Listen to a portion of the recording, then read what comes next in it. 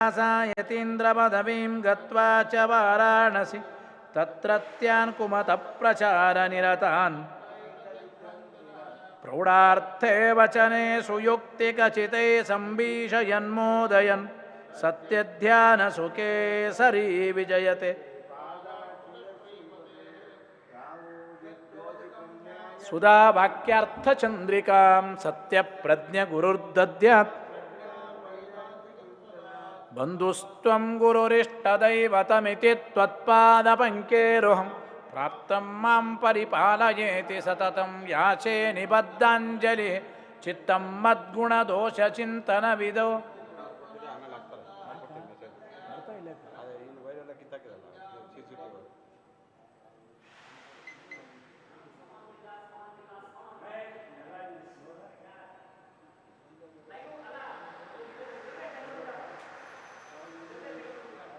ಐದುವರೆಗೆ ಸರಿ ಹೋಗ್ತದೆ.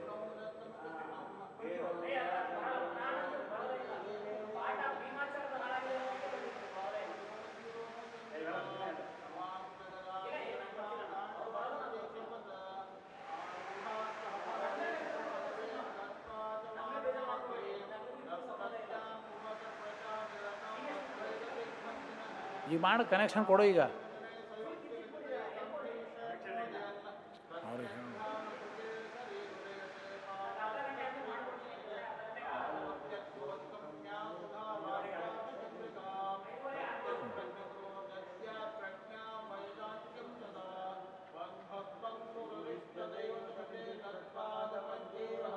ಪ್ರಾಪ್ತಂ ಮಾಂ ಪರಿಪಾಲಯೇತಿ ಸತತಂ ಯಾಚೆ ನಿಬದ್ಧಾಂಜಲಿ ಚಿತ್ತಂ ಮದ್ಗುಣದೋಷಚಿಂತನವಿದೋ ನೂನಂ ಮನಾಕ್ಮಾಕೃತಾಃ ಸತ್ಯಾಭಿಜ್ಞಗುರೋಸ್ತ್ವದಂಗ್ರಿಯುಗಲಂ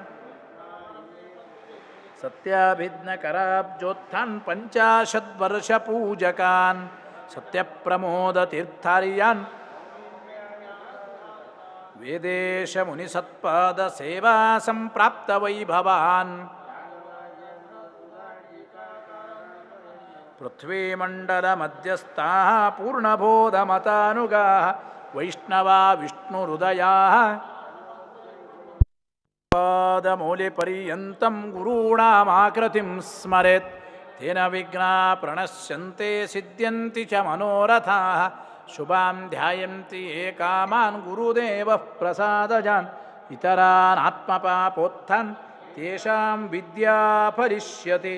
ಯಹಿರಹಂ ಶುಕವತ್ ಸಮ್ಯಕ್ ಶಿಕ್ಷಿತೋಸ್ಮಿ ಕೃಪಾಲುಭೇ ಶ್ರೀಮತ್ಸತ್ಯಾತ್ಮತೀರ್ಥಾರ್ಯಾನ್ ವಿದ್ಯಾಗುರೂನ್ ಮಮ. ಸ್ವಸ್ತ್ಯಸ್ತು ಸತಾಮಖಿಲ ಸನ್ಮಂಗಲಾನಿ ಭವಂತು.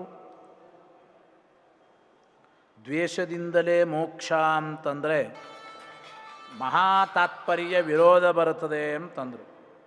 ಆಮೇಲೆ ಕಳಿಸ್ತಾರೆ ಆನ್ಲೈನ್ ಪಾಠ ರಿಕಾರ್ಡ್ ಮಾಡಿ ಆಮೇಲೆ ಕಳಿಸ್ತಾ ಇದ್ದಾರೆ.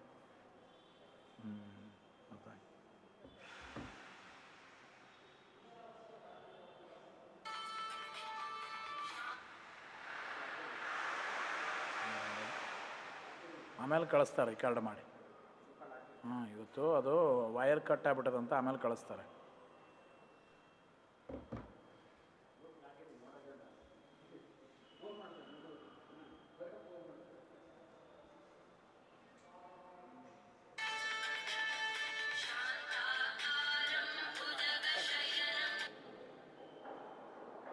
ಹಲೋ, ಅದೇ ರಿಕಾರ್ಡ್ ಮಾಡಿ ಆಮೇಲೆ ಹಾಕ್ತಾರೆ. ಇವತ್ತೇನೋ ಪ್ರಾಬ್ಲಮ್ ಆಗಿದೆ. ಆಮೇಲೆ ನೋಡ್ರಿ 6:30 ಮೇಲೆ ಆಮೇಲೆ ಕೇಳ್ರಿ ಅಂದೆ.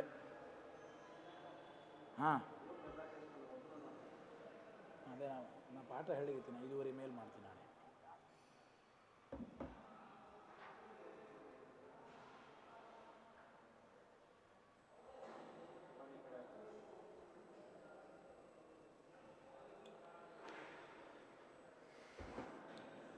ದ್ವೇಷದಿಂದಲೇ ಮೋಕ್ಷ ಅಂದರೆ ಮಹಾತಾತ್ಪರ್ಯ ವಿರೋಧ. ಯಾತಕ್ಕೆ ಮಹಾತಾತ್ಪರ್ಯ ವಿರೋಧ ಅಂದರೆ ಸಕಲ ವೇದಶಾಸ್ತ್ರಗಳಿಗೆ ಅಂದರೆ ಎಲ್ಲ ಶಬ್ದಗಳು ಸಕಲ ವೇದಗಳು ಕೂಡ ಯಾವ ವಿಷಯವನ್ನು ಹೇಳ್ತಾ ಇವೆ? ಭಗವಂತನ ಗುಣಗಳನ್ನೇ ಪ್ರತಿಪಾದನೆ ಮಾಡ್ತಾ ಇವೆ. ಅದನ್ನೆಲ್ಲ ಬಿಟ್ಟು ದ್ವೇಷದಿಂದಲೇ ಮೋಕ್ಷ ಎಂಬ ಒಂದು ಯಾವುದೋ ಮೇಲ್ನೋಟಕ್ಕೆ ಅರ್ಥ ತೋರುವಂತೆ ಇದ್ದ ವಾಕ್ಯಕ್ಕೆ ನೀವು ಇಟ್ಟುಕೊಂಡು ಏಕಶಬ್ದಸ್ಯ ಸಂಶಯೇ, ಒಂದು ಶಬ್ದದ ಮೇಲೆ ಸಂಶಯ ಇಟ್ಟುಕೊಂಡು ಈ ರೀತಿ ಅರ್ಥ ಮಾಡತಕ್ಕಂಥದ್ದು ಯೋಗ್ಯವಲ್ಲ ಅಂತ ಇದ್ದಾರೆ.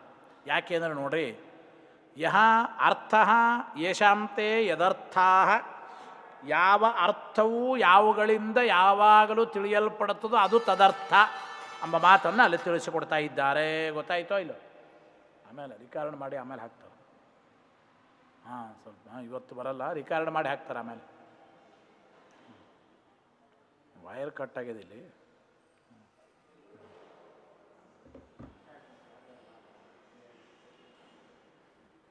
ಗೊತ್ತಾಯ್ತಾ? ಆದ್ದರಿಂದ ರವಾಹ ಅಂತಂದರೆ ಆಗಮಾಹ ಅಂತ ಟೀಕಾರಾಯರೇ ಅರ್ಥ ಬರೆದರು.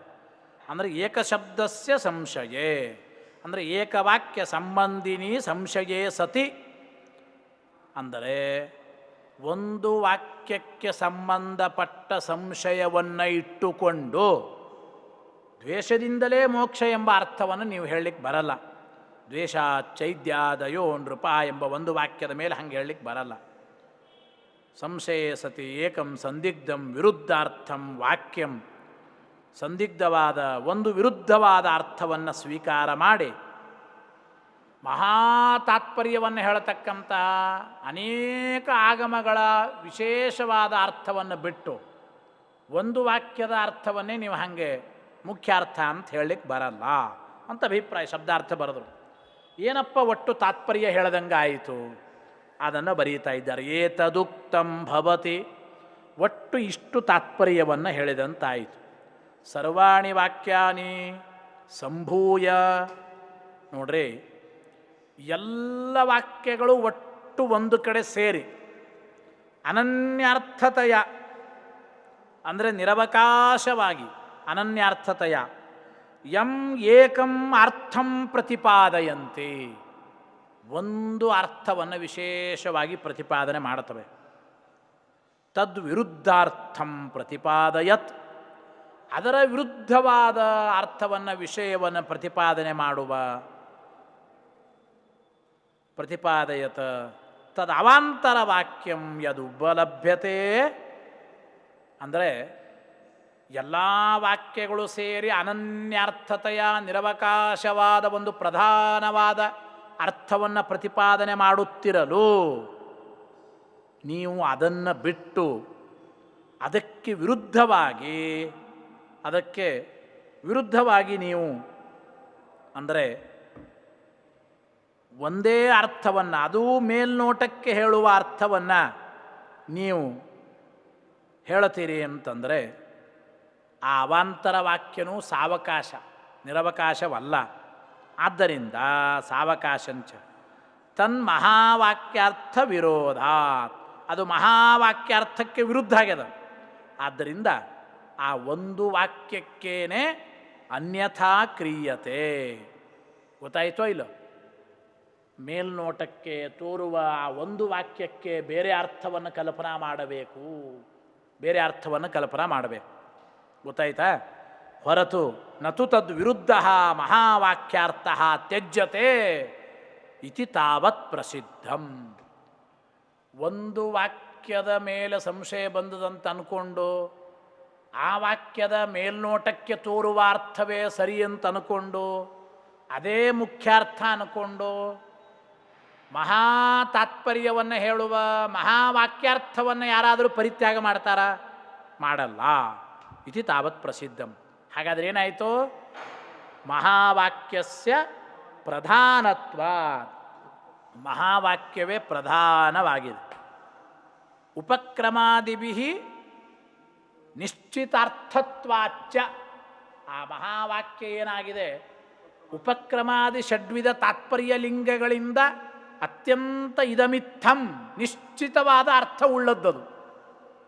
ಅಂಥದ್ದನ್ನು ಕೈ ಬಿಡಲಿಕ್ಕಾಗಲ್ಲ ಅಂತ ಅಭಿಪ್ರಾಯ. ಮಹಾವಾಕ್ಯಸ್ಯ ಪ್ರಧಾನತ್ವಾತ್, ಮಹಾವಾಕ್ಯವೇ ಪ್ರಧಾನ, ಮತ್ತು ಉಪಕ್ರಮಾದಿ ಲಿಂಗಗಳಿಂದ ಉಪಕ್ರಮಾದಿಭಿಃ ನಿಶ್ಚಿತಾರ್ಥತ್ವಾತ್, ಅದು ನಿಶ್ಚಿತವಾದ ಅರ್ಥ ಉಳ್ಳದ್ದು. ಅವಾಂತರವಾಕ್ಯಸ್ಯ ಅಪ್ರಧಾನತ್ವಾತ್. ಯಾವುದೋ ಒಂದು ಅವಾಂತರ ವಾಕ್ಯ ದ್ವೇಷದಿಂದ ಮೋಕ್ಷ ಅಂತ ಹೇಳ್ತದೆ ಅಂದರೆ ಅದನ್ನು ಯಾರಾದರೂ ಪ್ರಮಾಣ ಅಂತ ಒಪ್ತಾರ? ಅವಾಂತರ ವಾಕ್ಯ ಅದು ಅಪ್ರಧಾನ, ಪ್ರಧಾನವೂ ಅಲ್ಲ. ಮತ್ತು ಸಂದಿಗ್ಧಾರ್ಥತ್ವಾಚ್ಚ, ದ್ವೇಷದಿಂದಲೇ ಮೋಕ್ಷ ಎಂಬ ಅರ್ಥ ಇದು ಸಂದಿಗ್ಧವೂ ಹೌದು. ನಿಶ್ಚಿತವಾದ ಇದಮಿತ್ತಂ ಅಂತ ನಿರ್ಣೀತವಾದ ಅರ್ಥ ಅಲ್ಲ, ಅದು ಸಂದಿಗ್ಧವಾದ ಅರ್ಥವಾಗಿದೆ. ಗೊತ್ತಾಯ್ತೋ ಇಲ್ಲೋ? ಅದು ಸಂದಿಗ್ಧವಾದ ಅರ್ಥ. ಅದಕ್ಕೆ ಬರೀತಾರೆ ಈಗ ನೋಡ್ರಿ ಟೀಕಾರ ವಿವರಣೆ. ಪ್ರಕೃತೇತು ಭಕ್ತಿರೇವ ಮುಕ್ತಿ ಸಾಧನಂ ನ ದ್ವೇಷಃ ಇತಿ ಸರ್ವೈಃ ವಾಕ್ಯೈಃ ಸಂಭೂಯ ಪ್ರತಿಪಾದಿತಃ ಅರ್ಥಃ. ಭಕ್ತಿನೇ ಮೋಕ್ಷಕ್ಕೆ ಸಾಧನೆ, ದ್ವೇಷ ಅಲ್ಲ ಅಂಬ ತತ್ವನೇ ಎಲ್ಲ ವಾಕ್ಯಗಳು ಸೇರಿ ಪ್ರತಿಪಾದನೆ ಮಾಡುವ ಮಹಾ ಅರ್ಥ ಅದು. ಅರ್ಥ ಕ್ಷಿಪ್ತಸ್ಯಾಪಿ ಪ್ರತಿಪಾದ್ಯಸ್ಯ ಇವ ತದರ್ಥತ್ವಾತ್. ಆದ್ದರಿಂದ ಅರ್ಥಾತ್ ಕ್ಷಿಪ್ತವಾದ ಅರ್ಥ ಅದು ಕೂಡ ಈ ಪ್ರತಿಪಾದ್ಯವಾದ ಅರ್ಥವೇ ಆಗಿದೆ. ಆದ್ದರಿಂದ ಇದು ಸರಿಯಾದದ್ದಲ್ಲ.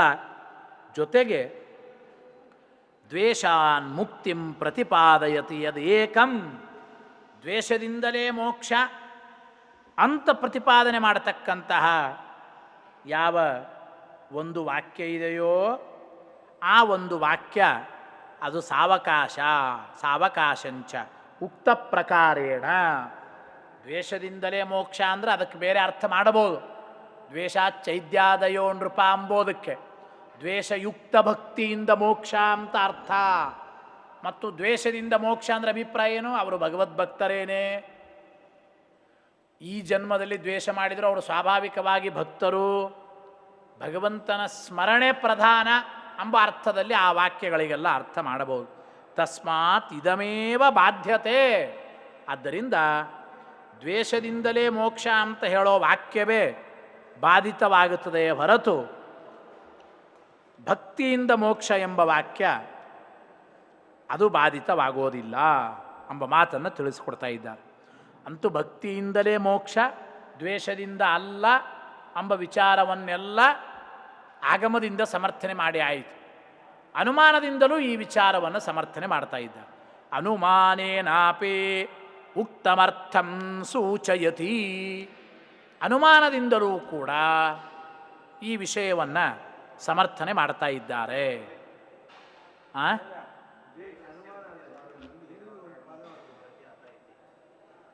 31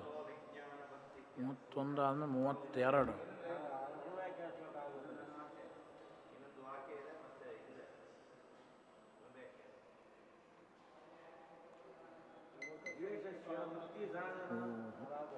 ಮತ್ತು 31ನೇ ಪೇಜ್ ಒಂದು ಲೈನ್ ಇದೆಯಾ? ಹಾಂ, ನೋಡ್ರಿ ಒಂದೇ ನಿಮಿಷ ನಿಂದ್ರಿ. ದ್ವೇಷಸ್ಯ ಮುಕ್ತಿ ಸಾಧನತ್ವಂ, ದ್ವೇಷಸ್ಯ ಮುಕ್ತಿ ಸಾಧನತ್ವ ನಿರಾಕರಣ ಉಪಸಂಹರತಿ. ಕೊನೆಗೆ ಹಾಂ, ಇದು ಅನುಮಾನದ ಆಮೇಲೆ ಹೇಳ್ಯಾರ ಇಲ್ಲಿ. ಸರಿ, ಹೌದು. ಅನುಮಾನ ಏನಾಪಿ ಸಾಧಯಿತ ಇಲ್ಲಿ ಶುರುವಾಗುತ್ತೆ. ಹಾಂ, ದೊಡ್ಡ ಪ್ಯಾರಾನೇ ಇದೆ ಪಾಪ ಇಲ್ಲಿ. ಹೌದು, ಇದೊಂದು ಪ್ಯಾರ ಇಷ್ಟು ದೊಡ್ಡದಿದೆ. ಇಲ್ಲಿ ಏನಾಗಿದೆ ಅಂದರೆ ನೋಡ್ರಿ, 26ರಿಂದ 30 ತನಕ ಇಲ್ಲ, 31ನೇ ಪೇಜೇ ಶುರುವಾಗಿದೆ. ಆಯಿತು, ಸ್ವಲ್ಪ ಹೇಳ್ತೀನಿ ನೋಡ್ರಿ. ದ್ವೇಷನೇ ಮುಕ್ತಿಗೆ ಸಾಧನೆ ಎಂಬ ಅವರ ವಿಚಾರವನ್ನು ಈಗ ಏನು ಅಂದರೆ ನಿರಾಕರಣೆ ಮಾಡ್ತಾ ಇದ್ದಾರೆ. ಆ ನಿರಾಕರಣೆಯ ವಿಚಾರವನ್ನು ಉಪಸಂಹಾರ ಮಾಡ್ತಾರೆ. ಸರ್ವಥಾ ದ್ವೇಷವೇ ಮೋಕ್ಷಕ್ಕೆ ಸಾಧನೆ ಆಗೋದಿಲ್ಲ ಎಂಬ ಮಾತನ್ನು ಹೇಳ್ತಾ ಇದ್ದಾರೆ.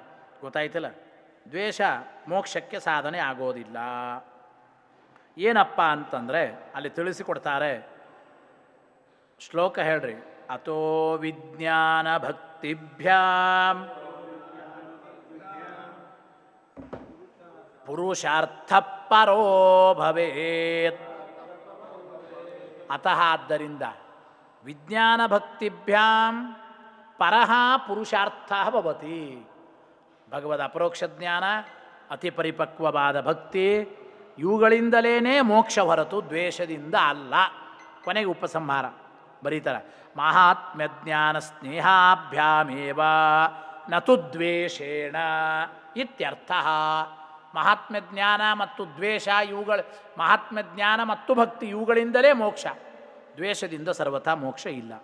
ಮೋಕ್ಷ ಇತಿ ವಕ್ತವ್ಯೇ ಪರಃ ಪುರುಷಾರ್ಥ ಇತಿ ವದತ. ಇಲ್ಲಿ ನೋಡ್ರಿ ಹೇಳ್ತಾ ಇದ್ದಾರೆ ಏನು ಅಂತಂದರೆ, ಈಗ ಮೋಕ್ಷವು ವಿಜ್ಞಾನ ಮತ್ತು ಭಕ್ತಿಯಿಂದಲೇ ಆಗುತ್ತದೆ ಎಂಬುದನ್ನು ತಿಳಿಸಿಕೊಟ್ಟಿದ್ದಾರೆ. ಗೊತ್ತಾಯ್ತಾ? ಮೋಕ್ಷವು ವಿಜ್ಞಾನ ಮತ್ತು ಭಕ್ತಿಯಿಂದಲೇ ಆಗುತ್ತದೆ. ಮೋಕ್ಷ ಅಂತನ್ನದೇನೆ ಪರಹ ಪುರುಷಾರ್ಥ ಅಂದರೆ ಇಲ್ಲಿ ಪರಮ ಪುರುಷಾರ್ಥ. ಅದು ಯಾಕಂದ್ರು ಅಂದರೆ ನೋಡ್ರಿ, ಪರಮ ಪುರುಷಾರ್ಥ ಮೋಕ್ಷ ಅದು ಜ್ಞಾನ ಭಕ್ತಿಯಿಂದಲೇ ಆಗೋದು, ದ್ವೇಷದಿಂದ ಅಲ್ಲ. ಇಷ್ಟು ಮಾತ್ರ ಅಲ್ಲ, ಜ್ಞಾನ ಅಂಬೋದು ಕೂಡ ದ್ವೇಷದಿಂದ ಮಾಡ್ಕೊಳ್ಳಿಕ್ಕೆ ಬರಲ್ರಿ. ಈ ಭಗವಂತನ ದ್ವೇಷ ಮಾಡಿದ್ರೆ ಅವನ ಅಪರೋಕ್ಷ ಜ್ಞಾನ ಕೊಡ್ತಾನೇನ?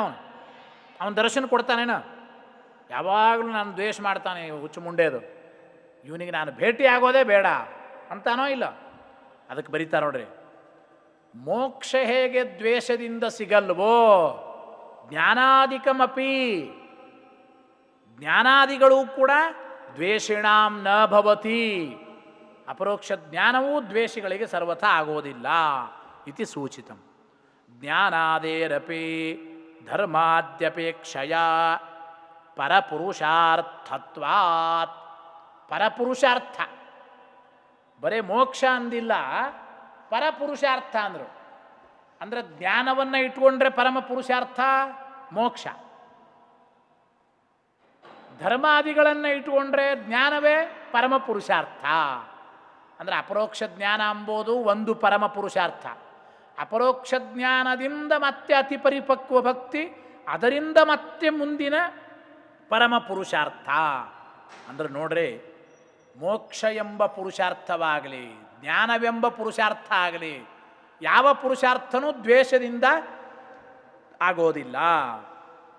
ಆದ್ದರಿಂದ ಮೋಕ್ಷ ಹೇಗೆ ಪರಮ ಪುರುಷಾರ್ಥನೋ, ಜ್ಞಾನಾದಿಗಳು ಕೂಡ ಜ್ಞಾನಾದೇರಪಿ ಧರ್ಮಾದ್ಯಪೇಕ್ಷೆಯ ಪರಪುರುಷಾರ್ಥತ್ವಾತ್. ಜ್ಞಾನಾದಿಗಳು ಕೂಡ ಅವು ಪರಮ ಪುರುಷಾರ್ಥ ಅಂತ ಆಗಿವೆ. ಏವಂ ದ್ವೇಷಸ್ಯ ಮುಕ್ತಿ ಸಾಧನತ್ವ ನಿರಾಕೃತ್ಯ. ದ್ವೇಷ ಇದು ಮೋಕ್ಷಕ್ಕೆ ಸಾಧನೆ ಅಂತ ಎಂಬ ವಿಚಾರವನ್ನು ನಿರಾಕರಣೆ ಮಾಡಿ, ಇದಾನೀಂ ಭಕ್ತೇ ಪರಮ ಪುರುಷಾರ್ಥ ಸಾಧಕತ್ವೇ.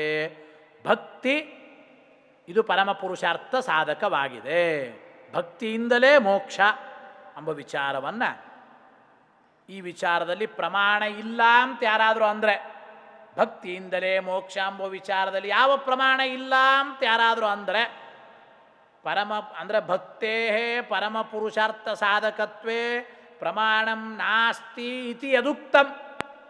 ಭಕ್ತಿನೇ ಪರಮ ಪುರುಷಾರ್ಥಕ್ಕೆ ಸಾಧನೆ ಎಂಬ ವಿಚಾರದಲ್ಲಿ ಯಾವ ಪ್ರಮಾಣಗಳು ಇಲ್ಲ ಅಂತಂದರೆ, ತನ್ನಿರಾಸಾಯ ಅದನ್ನು ನಿರಾಕರಣೆ ಮಾಡೋದಕ್ಕಾಗಿ ಪ್ರಮಾಣಾನಿ ಆಹಾ ಪ್ರಮಾಣಗಳನ್ನು ತಿಳಿಸಿಕೊಡ್ತಾ ಇದ್ದಾರೆ ಎಂಬ ಮಾತನ್ನು ಇಲ್ಲಿ ಹೇಳ್ತಾ ಇದ್ದಾರೆ ರಾಮಮೂರ್ತಿಗಳು. ನಾನು ಮೊಬೈಲ್ದಾಗ ಫೋಟೋ ನೋಡಿ ಹೇಳ್ತೀನಿ ತೋಳ್ರಿ, ಫೋಟೋ ಬಂದು ಶ್ಲೋಕ ನೋಡಿ ಹೇಳ್ತೀರಾ?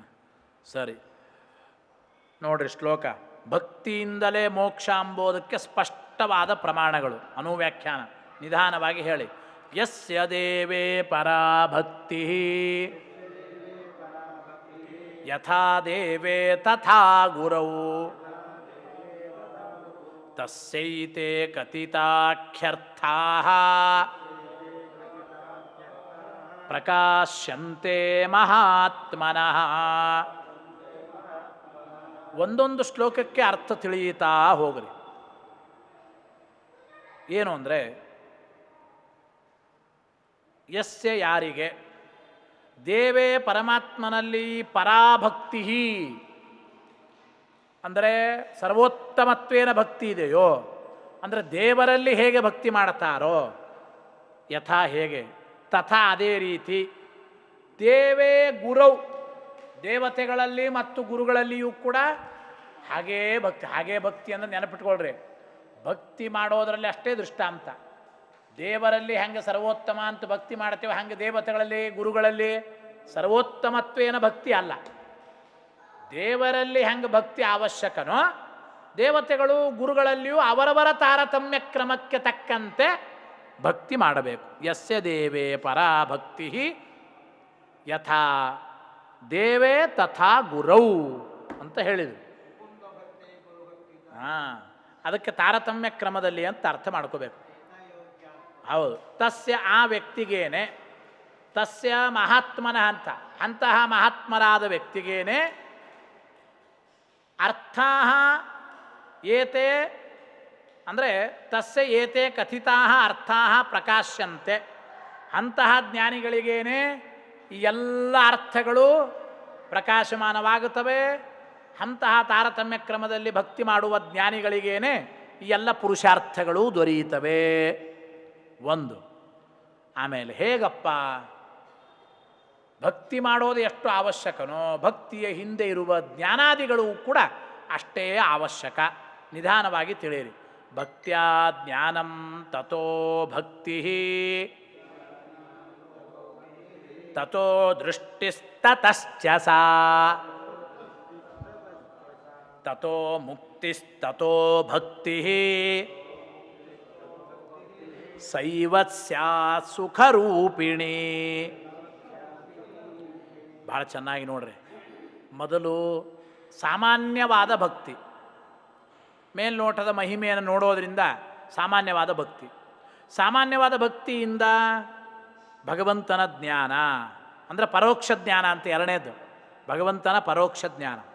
ತತಃ ಶಾಸ್ತ್ರಗಳಿಂದ ಭಗವಂತನ ಪರೋಕ್ಷ ಜ್ಞಾನ ಪಡೆದ ಮೇಲೆ, ಶಾಸ್ತ್ರಗಳನ್ನೆಲ್ಲ ಓದಿ ಪರೋಕ್ಷ ಜ್ಞಾನ ಬಂದ ಮೇಲೆ ದೇವರ ಮಹಿಮಾ ಗೊತ್ತಾಗಿ ಇನ್ನೂ ಹೆಚ್ಚಿನ ಭಕ್ತಿ. ಮೊದಲು ಸಾಮಾನ್ಯ ಭಕ್ತಿ, ಭಕ್ತಿ ಮಾಡಿ ಶಾಸ್ತ್ರ ಓದಬೇಕು.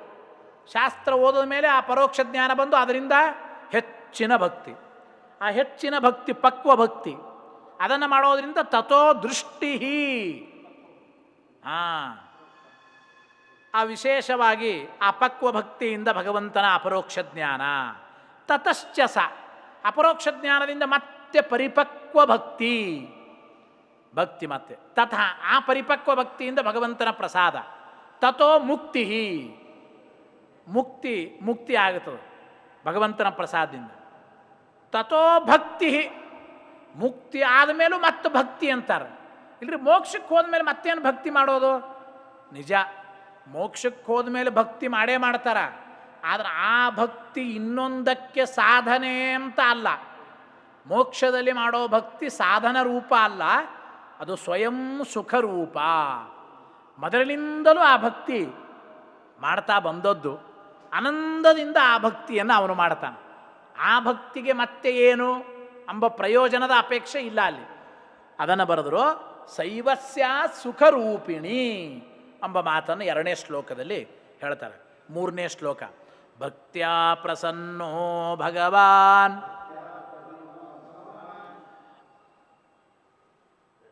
ದದ್ಯಾತ್ ಜ್ಞಾನಮನಾಕುಲಂ ತಸ್ಯೈವ ದರ್ಶನಂ. ಅಲ್ಲಿ ಹೇಳ್ತಾ ಇದ್ದಾರೆ ತಯೈವ ದರ್ಶನಂ ಯಾತಃ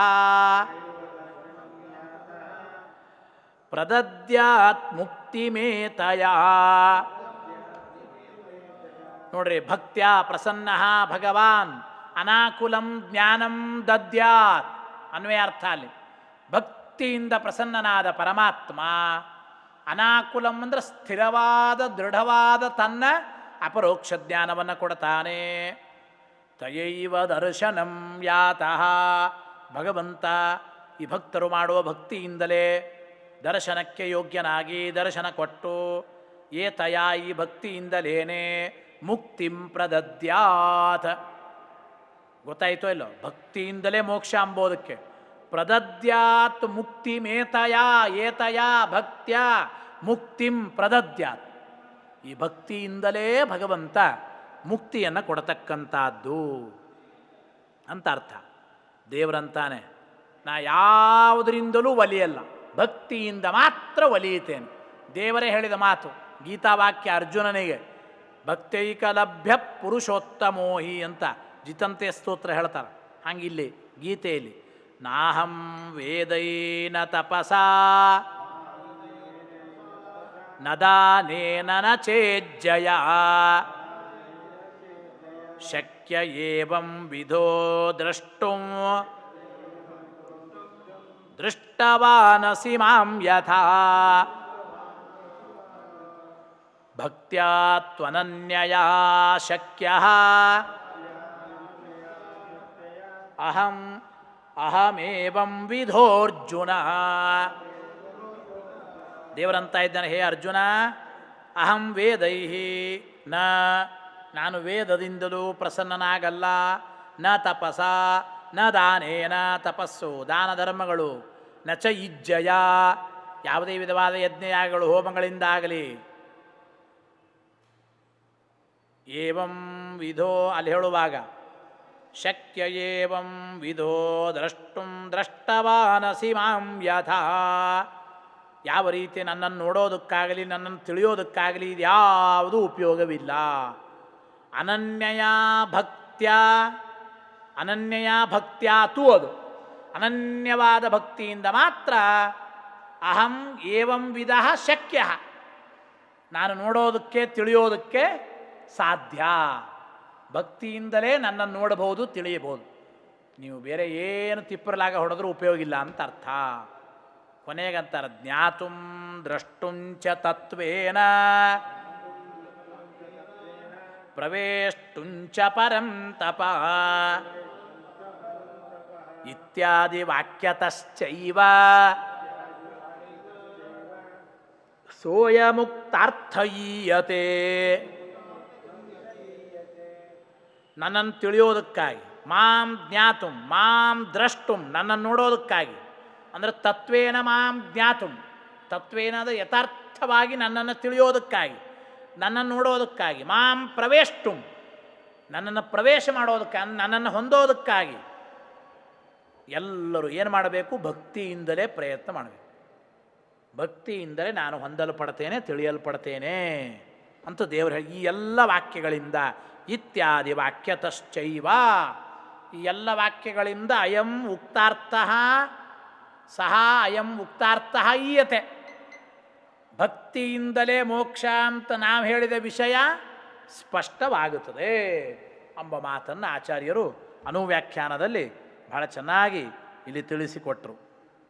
ಇದಾದ ಮೇಲೆ ಯಥಾ ದೇವೇ ತಥಾ ಗುರೌ ಇತಿ, ದೇವರಲ್ಲಿ ಹೇಗೆ ಭಕ್ತಿ ಮಾಡುತ್ತೇವೋ ಹಾಗೆ ದೇವತೆಗಳಲ್ಲಿ ಹೇಗೆ ಭಕ್ತಿ ಮಾಡುತ್ತೇವೋ ಹಾಗೆ ಗುರುಗಳಲ್ಲಿ ಅಂದರು. ಹಾಗಾದರೆ ಎಲ್ಲರಲ್ಲಿಯೂ ಒಂದೇ ರೀತಿ ಮಾಡಬೇಕೇನ್ರಿ ಅಂದರೆ ಹಾಗಲ್ಲ. ಯಥಾ ದೇವೇ ಅಂದರೆ ದೇವಯೋಗ್ಯ, ತಥಾ ಗುರೌ ಅಂದರೆ ದೇವತೆಗಳಲ್ಲಿ ಹೆಂಗೆ ಭಕ್ತಿ ಮಾಡ್ತೇವೋ ಹಾಗೆ ಗುರುಗಳಲ್ಲಿಯೂ ಭಕ್ತಿ ಮಾಡಬೇಕು. ಅಂದರೆ ಅಭಿಪ್ರಾಯ ಏನಪ್ಪ ಅದನ್ನು ತಿಳಿಸಿಕೊಡ್ತಾರೆ. ದೇವತೆಗಳಲ್ಲಿ ಅವರ ಯೋಗ್ಯತೆಗೆ ಅನುಗುಣವಾಗಿ ಹೇಗೆ ಭಕ್ತಿ ಮಾಡ್ತೇವೋ ಗುರುಗಳಲ್ಲಿ ಅವರ ಯೋಗ್ಯತೆಗೆ ಅನುಗುಣವಾಗಿ ಭಕ್ತಿ ಮಾಡಬೇಕು. ಯೋಗ್ಯತಾ ಮೀರೋ ಹಂಗಿಲ್ಲ, ಗೊತ್ತಾಯಿತೋ ಇಲ್ಲ. ಯಥಾ ದೇವೇ ಅಂದರೆ ಯಥಾ ದೇವಯೋಗ್ಯ ಭಕ್ತಿ ದೇವೇ ಕ್ರಿಯತೆ, ತಥಾ ಗುರೌ ತಥಾ ಗುರುಯೋಗ್ಯ ಭಕ್ತಿ ಗುರೌ ಕ್ರಿಯತೆ, ಗುರುಗಳಲ್ಲಿ ಮಾಡಲ್ಪಡಬೇಕು. ಅನೇನ ಜ್ಞಾನಸ್ಯ ಭಕ್ತಿ ಸಾಧ್ಯತ್ವಂ ಉಚ್ಯತೆ. ಇದರಿಂದ ಅಪರೋಕ್ಷ ಜ್ಞಾನ ಎಂಬುದು ಅದು ಭಕ್ತಿಯಿಂದಲೇ ಸಾಧ್ಯ ಎಂಬ ಮಾತನ್ನು ತಿಳಿಸಿದಂತಾಯಿತು. ಆಮೇಲೆ ಭಕ್ತ್ಯಾ ಜ್ಞಾನಂ ಇತ್ಯನೇನ ಜ್ಞಾನಾದೇಹೇ, ಭಕ್ತಿಯಿಂದ ಜ್ಞಾನ ಅಂತಂದರೆ ಮೊದಲು ನೋಡ್ರಿ, ಜ್ಞಾನ ಇದು ಭಕ್ತಿಯಿಂದ ಸಾಧ್ಯ. ಸಾಮಾನ್ಯ ಮೊದಲೇ ಪರೋಕ್ಷ ಜ್ಞಾನ, ಆ ಭಕ್ತಿಯಿಂದ ಮತ್ತೆ ಅಪರೋಕ್ಷ ಜ್ಞಾನ. ಇಷ್ಟು ಅದಕ್ಕೆ ಬರೀತಾರೆ ಜ್ಞಾನಂ ಪರೋಕ್ಷ ನಿಶ್ಚಯ ಜಾಯತೆ. ಮೊದಲು ಮಾಡುವ ಸಾಮಾನ್ಯ ಭಕ್ತಿಯಿಂದ ಜ್ಞಾನ ಅಂದರು. ಮೊದಲಿನ ಭಕ್ತಿಯಿಂದ ಜ್ಞಾನ ಅಂದರೆ ಯಾವ ಜ್ಞಾನ? ಪರೋಕ್ಷ ನಿಶ್ಚಯ ಜಾಯತೆ, ಪರೋಕ್ಷ ಜ್ಞಾನ ಹುಟ್ಟುತ್ತದೆ.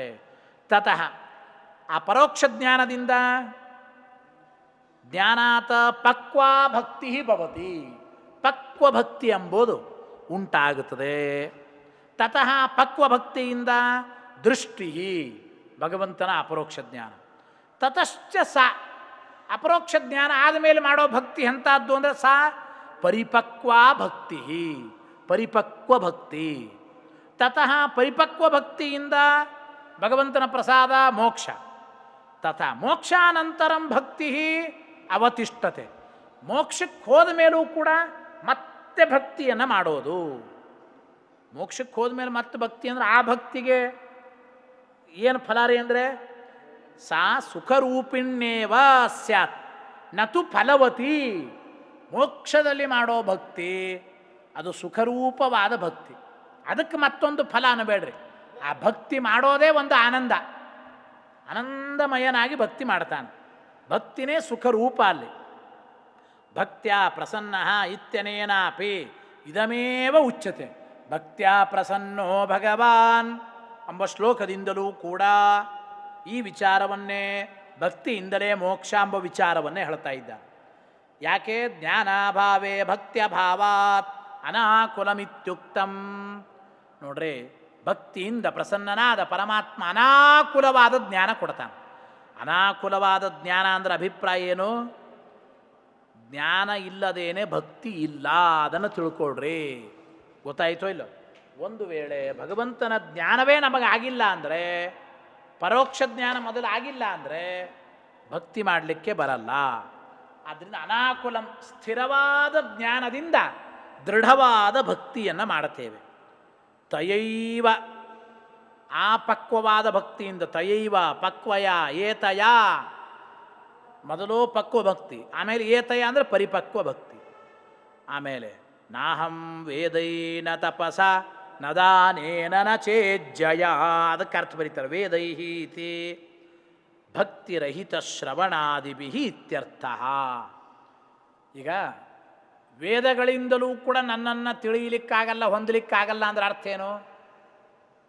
ವೇದಗಳಿಂದ ವೇದಗಳು ಅಂದರೆ ಶ್ರವಣ ಮನನಾದಿ ಶಾಸ್ತ್ರಗ್ರಂಥಗಳನ್ನು ರಚನೆ ಮಾಡಬೇಕು. ಇದು ಶ್ರವಣ ಮನನಾದಿಗಳನ್ನು ಮಾಡಬೇಕು. ಆ ಮಾಡುವ ಶ್ರವಣ ಮನನಾದಿಗಳು ಭಕ್ತಿರಹಿತವಾಗಿದ್ದರೆ ಅವು ಸಾಧನೆ ಆಗೋದಿಲ್ಲ. ನ ವೇದೈಹಿ ಅಂದ್ರೇನು? ಭಕ್ತಿರಹಿತವಾದ ಶ್ರವಣ ಮನನಾದಿಗಳಿಂದ ನಾನು ಒಲಿಯೋದಿಲ್ಲ ಅಂತ ಅಭಿಪ್ರಾಯ. ನ ವಿದ್ಯತೆ ಅನ್ಯ ವಿಷಯ ಯಸ್ಯಾಹ ಸ ಅನನ್ಯ ಭಕ್ತ್ಯಾ ತ್ವನನ್ಯಯ ಶಕ್ಯ ಅಂದ್ರೋ ಇಲ್ಲಲ್ಲಿ. ಅನನ್ಯವಾದ ಭಕ್ತಿ ಅಂತಂದ್ರೇನು? ದೇವರಲ್ಲಿ ಮಾಡೋ ಭಕ್ತಿಗೆ ಬೇರೆ ಯಾವ ವಿಷಯನೂ ಇಲ್ಲ. ಅದು ಬೇಕು ಇದು ಬೇಕು ಎಂಬ ಅಪೇಕ್ಷೆ ಆಗಲಿ, ಇನ್ನೊಂದೇನೋ ಅಪೇಕ್ಷೆ ಆಗಲಿ, ಯಾವುದೇ ಅನನ್ಯವಾದ ಭಕ್ತಿ ಅಂದರೆ ನಾವು ಮಾಡುವ ಭಕ್ತಿಗೆ ಭಗವಂತನೇ ವಿಷಯನಾಗಿರಬೇಕು, ಇನ್ಯಾವುದು ವಿಷಯವಾಗಿರಬಾರದು. ಇಷ್ಟ ಅಭಿಪ್ರಾಯ. ಅದಾದಮೇಲೆ ಯಾಕೆಂದರೆ ಬರೀತಾರೆ ಟೀಕರಾಯರು, ಯಾದೃಶಿ ತತ್ರ ಭಕ್ತಿ ಸ್ಯಾತ್. ಗೊತ್ತಾಯಿತೋ ಇಲ್ಲೋ? ತಾದೃಶ್ಯನ್ಯತ್ರ ನೈವ ಚೇತ್ ಅನನ್ಯ ಭಕ್ತಿ ಸಾಜ್ಞೇಯ ವಿಷ್ಣಾವೇವ ಚ ಸಾ ಭವೇತ್. ಸ್ಮೃತಿ ಟೀಕಾಕತ್ಪಾದರ ಸುಧೆಯಲ್ಲಿ ಒಂದು ಸ್ಮೃತಿ ವಾಕ್ಯವನ್ನು ಬರೀತಾ ಇದ್ದಾರೆ. ಏನಪ್ಪ ಅಂತಂದರೆ, ದೇವರಲ್ಲಿ ಮಾಡುವ ಭಕ್ತಿ ಏನಿದೆ ಆ ಭಕ್ತಿ ಇನ್ನೆಲ್ಲಿಯೂ ಕೂಡ ಮಾಡತಕ್ಕಂಥದ್ದಲ್ಲ. ಅಂದರೆ ಸರ್ವೋತ್ತಮತ್ವೇನ ಮಾಡತಕ್ಕಂಥ ಭಕ್ತಿ. ಬೇರೆ ಕಡೆ ಮಾಡತಕ್ಕಂಥ ಭಕ್ತಿ ಅದು ಫಲಾಪೇಕ್ಷೆ ಉಳ್ಳದ್ದು. ಆದರೆ ದೇವರಲ್ಲಿ ಮಾಡೋ ಭಕ್ತಿ ಏನದಲ್ಲ, ಅದು ಅನನ್ಯಾರ್ಥತೆಯ ಅತ್ಯಂತ ನಿರವಕಾಶವಾಗಿ ನಿಷ್ಕಾಮವಾಗಿ ಭಗವಂತ ಮಾತ್ರ ನಮ್ಮ ಭಕ್ತಿಗೆ ವಿಷಯ ಎಂಬ ನಿಟ್ಟಿನಲ್ಲಿ ಮಾಡತಕ್ಕಂಥ ಭಕ್ತಿ ಅದು ಅನನ್ಯ ಭಕ್ತಿ. ವಿವಕ್ಷಿತಸ್ತು ಸಂಧಿರ್ಭವತಿ. ಅನನ್ಯವಾದ ಭಕ್ತಿ ಮಾಡಿದಾಗೇನೆ ಆ ವಿವಕ್ಷಿತವಾದ ಸಂಧಿ ಅಂದರೆ ಭಗವಂತನ ಪ್ರಾಪ್ತಿ ನಮಗಾಗುತ್ತೆ, ಇಲ್ಲ ಅಂದರೆ ಇಲ್ಲ. ವಿವಕ್ಷಿತಸ್ತು ಸಂಧಿರ್ಭವತಿ ಶಕ್ಯಂ ಇತಿ ವಚನಾತ ಶಕ್ಯ ಅಹಂ ಇತಿ ಯುಜ್ಯತೆ. ಈ ಮಾತುಗಳಿರೋದ್ರಿಂದ ಇಂಥ ಭಕ್ತಿಗೇನೆ ನಾನು ಹೊಂದಲಿಕ್ಕೆ ಸಾಧ್ಯ. ತತ್ವೇನ ಜ್ಞಾತುಂ ಅಂತಂದರು. ಯಥಾರ್ಥ ಯಥಾರ್ಥವಾಗಿ ನನ್ನನ್ನು ತಿಳಿಯೋದಕ್ಕಾಗಿ ಭಕ್ತಿನೇ ಬೇಕು ಅಂತ ಅರ್ಥ. ತತ್ವೇನ ಅಂದರೆ ಯಥಾರ್ಥೇನ ಜ್ಞಾತು, ಯಥಾರ್ಥವಾಗಿ ನನ್ನನ್ನು ತಿಳಿಯೋದಕ್ಕಾಗಿ ಎಂಬ ಮಾತನ್ನು ಹೇಳ್ತಾ ಇದ್ದಾರೆ. ಇತ್ಯಾದಿ ವಾಕ್ಯತಶ್ಚ, ಇದೇ ಮೊದಲಾದ ವಾಕ್ಯಗಳಿಂದಲೂ ಆ ಚ ಶಬ್ದ ಇಟ್ಟರು. ಇತ್ಯಾದಿ ವಾಕ್ಯತಶ್ಚೈವ ಚ ಶಬ್ದೇನ ಚೇತನಸ್ಯ ದ್ವಯಂ ಭೋಗ್ಯಂ ಹಿಂದೆ ಬಂತು, ಗೊತ್ತಾಯಿತೋ ಇಲ್ಲ? ಮುಕ್ತಿ ಸಂಸ್ಕೃತಿರೇವ ಚ ಹಿಂದೆ ಬಂದು ಈ ಚೇತನರಿಂದ ಭೋಗ್ಯವಾದದ್ದು ಎರಡು, ಮುಕ್ತಿ ಮತ್ತು ಸಂಸಾರ ಅಂಥೇಳಿ ಈ ವಚನಗಳನ್ನು ಕೂಡ ಚಶಬ್ದದಿಂದ ಸ್ವೀಕಾರ ಮಾಡಬೇಕು. ಚಶಬ್ದೇನ ಚೇತನಸ್ಯ ದ್ವಯಂ ಇತ್ಯಾದೀನಿ ಪೂರ್ವ ಉದಾಹೃತ ವಾಕ್ಯಾನಿ ಸಮುಚ್ಚಿನೋತಿ, ಹಿಂದೆ ಉದಾಹರಣೆ ಮಾಡಿದ ಈ ವಾಕ್ಯಗಳನ್ನು ಕೂಡ ಇಲ್ಲಿ ಸ್ವೀಕಾರ ಮಾಡಬೇಕು ಅಂತ ಅಭಿಪ್ರಾಯ. ವಾಕ್ಯತಃ ಏವ ನತು ಅರ್ಥಾತ್ ಎಂಬ ಮಾತನ್ನು ಇಲ್ಲಿ ತಿಳಿಸಿಕೊಡ್ತಾ ಇದ್ದಾರೆ. ಆ ವಾಕ್ಯದಿಂದಲೇ ಸ್ಪಷ್ಟವಾಗಿ ನಾವು ತಿಳಿಯಬೇಕು. ಅಂದರೆ ಏನೋ ಅರ್ಥಾತ್ ಈ ವಿಷಯ ಸಿದ್ಧವಾಗುತ್ತದೆ ಅನ್ಕೋಬೇಡ್ರಿ. ಭಕ್ತಿಯೇ ಮೋಕ್ಷಕ್ಕೆ ಸಾಧನೆ, ದ್ವೇಷ ಮೋಕ್ಷಕ್ಕೆ ಸಾಧನೆ ಅಲ್ಲ ಅಂಬೋದೇನೋ ಹಿಂಗೆ ವಾಕ್ಯದಿಂದ ಅಂದ್ರೇನು ಸುತ್ತಿ ಬಳಸಿ ಅರ್ಥಾತ್ ಈ ವಿಷಯ ಸಿದ್ಧವಾಗುತ್ತದೆ ಅಂತ ಅರ್ಥ ಅಲ್ಲ. ಭಕ್ತ್ಯಾ ತ್ವನನ್ಯಯ ಶಕ್ಯ ಭಕ್ತೈಕ ಲಭ್ಯ ಪುರುಷೋತ್ತಮೋ ಹಿ, ನೇರವಾಗಿ ವಾಕ್ಯದ ಬಲದಿಂದಲೇ ಭಕ್ತಿಯಿಂದಲೇ ಮೋಕ್ಷ ಎಂಬ ವಿಚಾರ ಸಿದ್ಧವಾಗುತ್ತದೆ ಎಂಬ ಮಾತನ್ನು ಅಲ್ಲಿ ತಿಳಿಸಿಕೊಡ್ತಾ ಇದ್ದಾರೆ. ಈ ಮುಂದಿನ ವಿಚಾರವನ್ನು ಮತ್ತೆ ನಾಳೆ ಒಂದಿನ ಪಾಠ ಇಲ್ಲ, ತ್ರಯೋದಶಿ ಅಂದರೆ ದ್ವಾದಶಿ ಪ್ರದೋಷ ಇದೆ. ನಾಡದ್ದರಿಂದ ಅನುಮಾನದಿಂದಲೂ ಈ ವಿಷಯವನ್ನು ಸಾಧನೆ ಮಾಡ್ತಾರೆ. ಯಾವ ವಿಷಯವನ್ನು? ಭಕ್ತಿಯಿಂದಲೇ ಮೋಕ್ಷ ಎಂಬ ವಿಚಾರ ಅನುಮಾನದಿಂದಲೂ ತಿಳಿಯುತ್ತದೆಂಬ ವಿಚಾರವನ್ನು ಮತ್ತೆ ನಾಡದ್ದಿನ ಪಾಠದಲ್ಲಿ ತಿಳಿಯೋಣ. ನಾಳೆ ಪ್ರದೋಷ ಇದ್ದಿದ್ದರಿಂದ ಒಂದಿನ ಪಾಠ ಇಲ್ಲ. ಆಚಾರ ಬರ್ತಾರೆ ಒಂದು 5 ನಿಮಿಷ.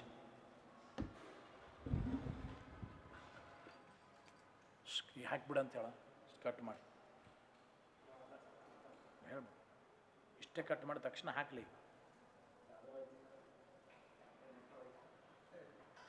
ಎಲ್ಲ ಮಧ್ಯೆ ರಿಕಾರ್ಡು ಆಗಿಲ್ಲ, ಹಾಕ್ಬಿಡಂತ.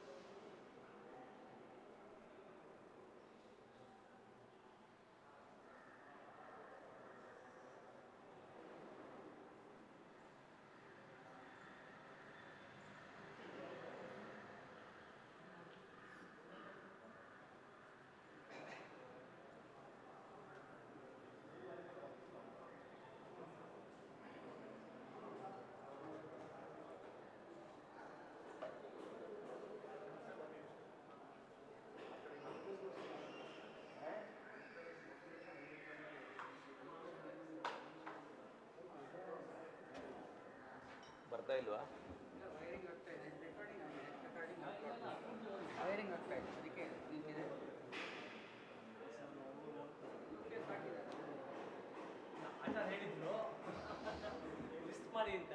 ನೋಡ ನೋಡ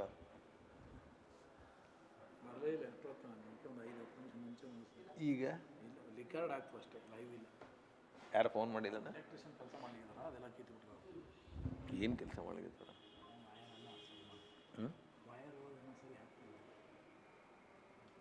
ಅಂದರೆ ಬೇರೆ ಇದಕ್ಕೆ ಸಂಬಂಧಪಟ್ಟದ್ದಲ್ಲ. ಸಂಬಂಧ ಇಲ್ಲ.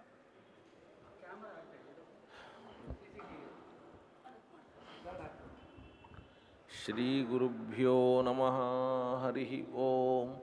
ಶ್ರಿಯಪ್ಪತ್ತೇ ನಿತ್ಯ ಗಣಿತ ಗುಣಮಾಣಿಕ್ಯ ವಿಶದ ಪ್ರಭಾಜಾಲೋಲ್ಲಾಸೋಪಹತ ಸಕಲಾವದ್ಯ ತಮಸೆ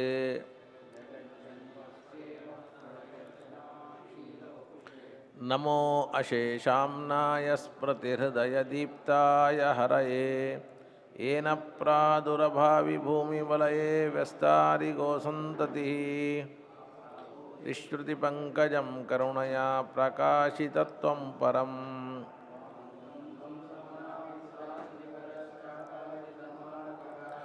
ತೇನ ವ್ಯಾಸದಿವಾಕರೇಣ ಸತತಂ ಮಾತ್ಯಾಜಿ ಮೇ ಮಾನಸಂ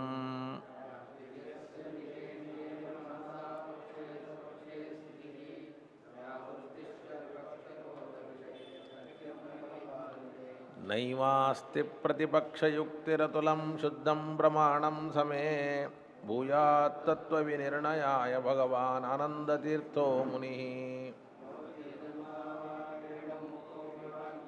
ಜಡಮತಿರಪಿ ಜಂತುರ್ಜಾಯತೆ ಪ್ರಾಜ್ಞಮೌಲಿ ಸಕಲವಚನಚೇತೋ ದೇವತಾ ಭಾರತೀ ಸಾ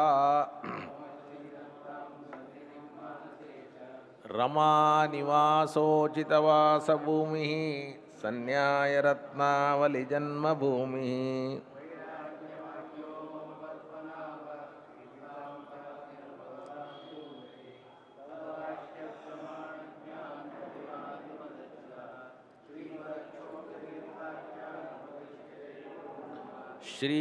ಶ್ರೀಮದಾನಂದತೀರ್ಥಾರ್ಯ ಸನ್ಮನಸ್ಸರಸಿ ಭುವಿ ಅನುವ್ಯಾಖ್ಯಾನನಲಿನೇ ಚಂಚರೀಕತಿ ಮೇ ಮನಃ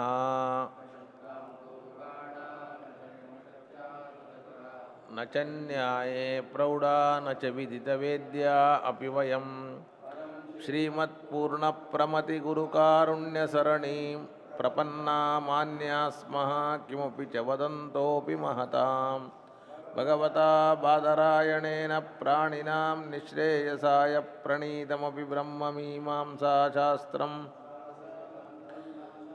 ಅವಕುಂಠಿತತ್ವೇನ ಅಪ್ರಣೀತಮನ್ಯಮಾನೋ ಭಗವಾನ್ ಆನಂದತೀರ್ಥಮುನಿಃ ಯಥಾಚಾರ್ಯಾಭಿಪ್ರಾಯಂ ಅಸ್ಯ ಭಾಷ್ಯಂ ವಿಧಾಯ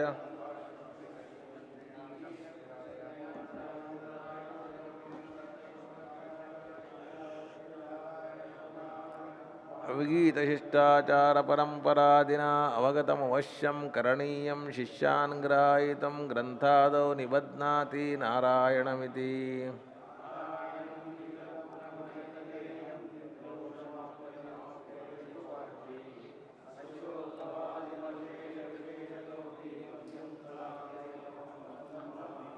ತಮೇವ ಶಾಸ್ತ್ರಪ್ರಭವಂ ಪ್ರಣಮ್ಯ ವಿಶೇಷತೋ ಮೇ ಪರಮಾಖ್ಯವಿದ್ಯಾ ವ್ಯಾಖ್ಯಾಂ ಕರೋಮ್ಯನ್ನಪಿ ಚಾಹಮೇವ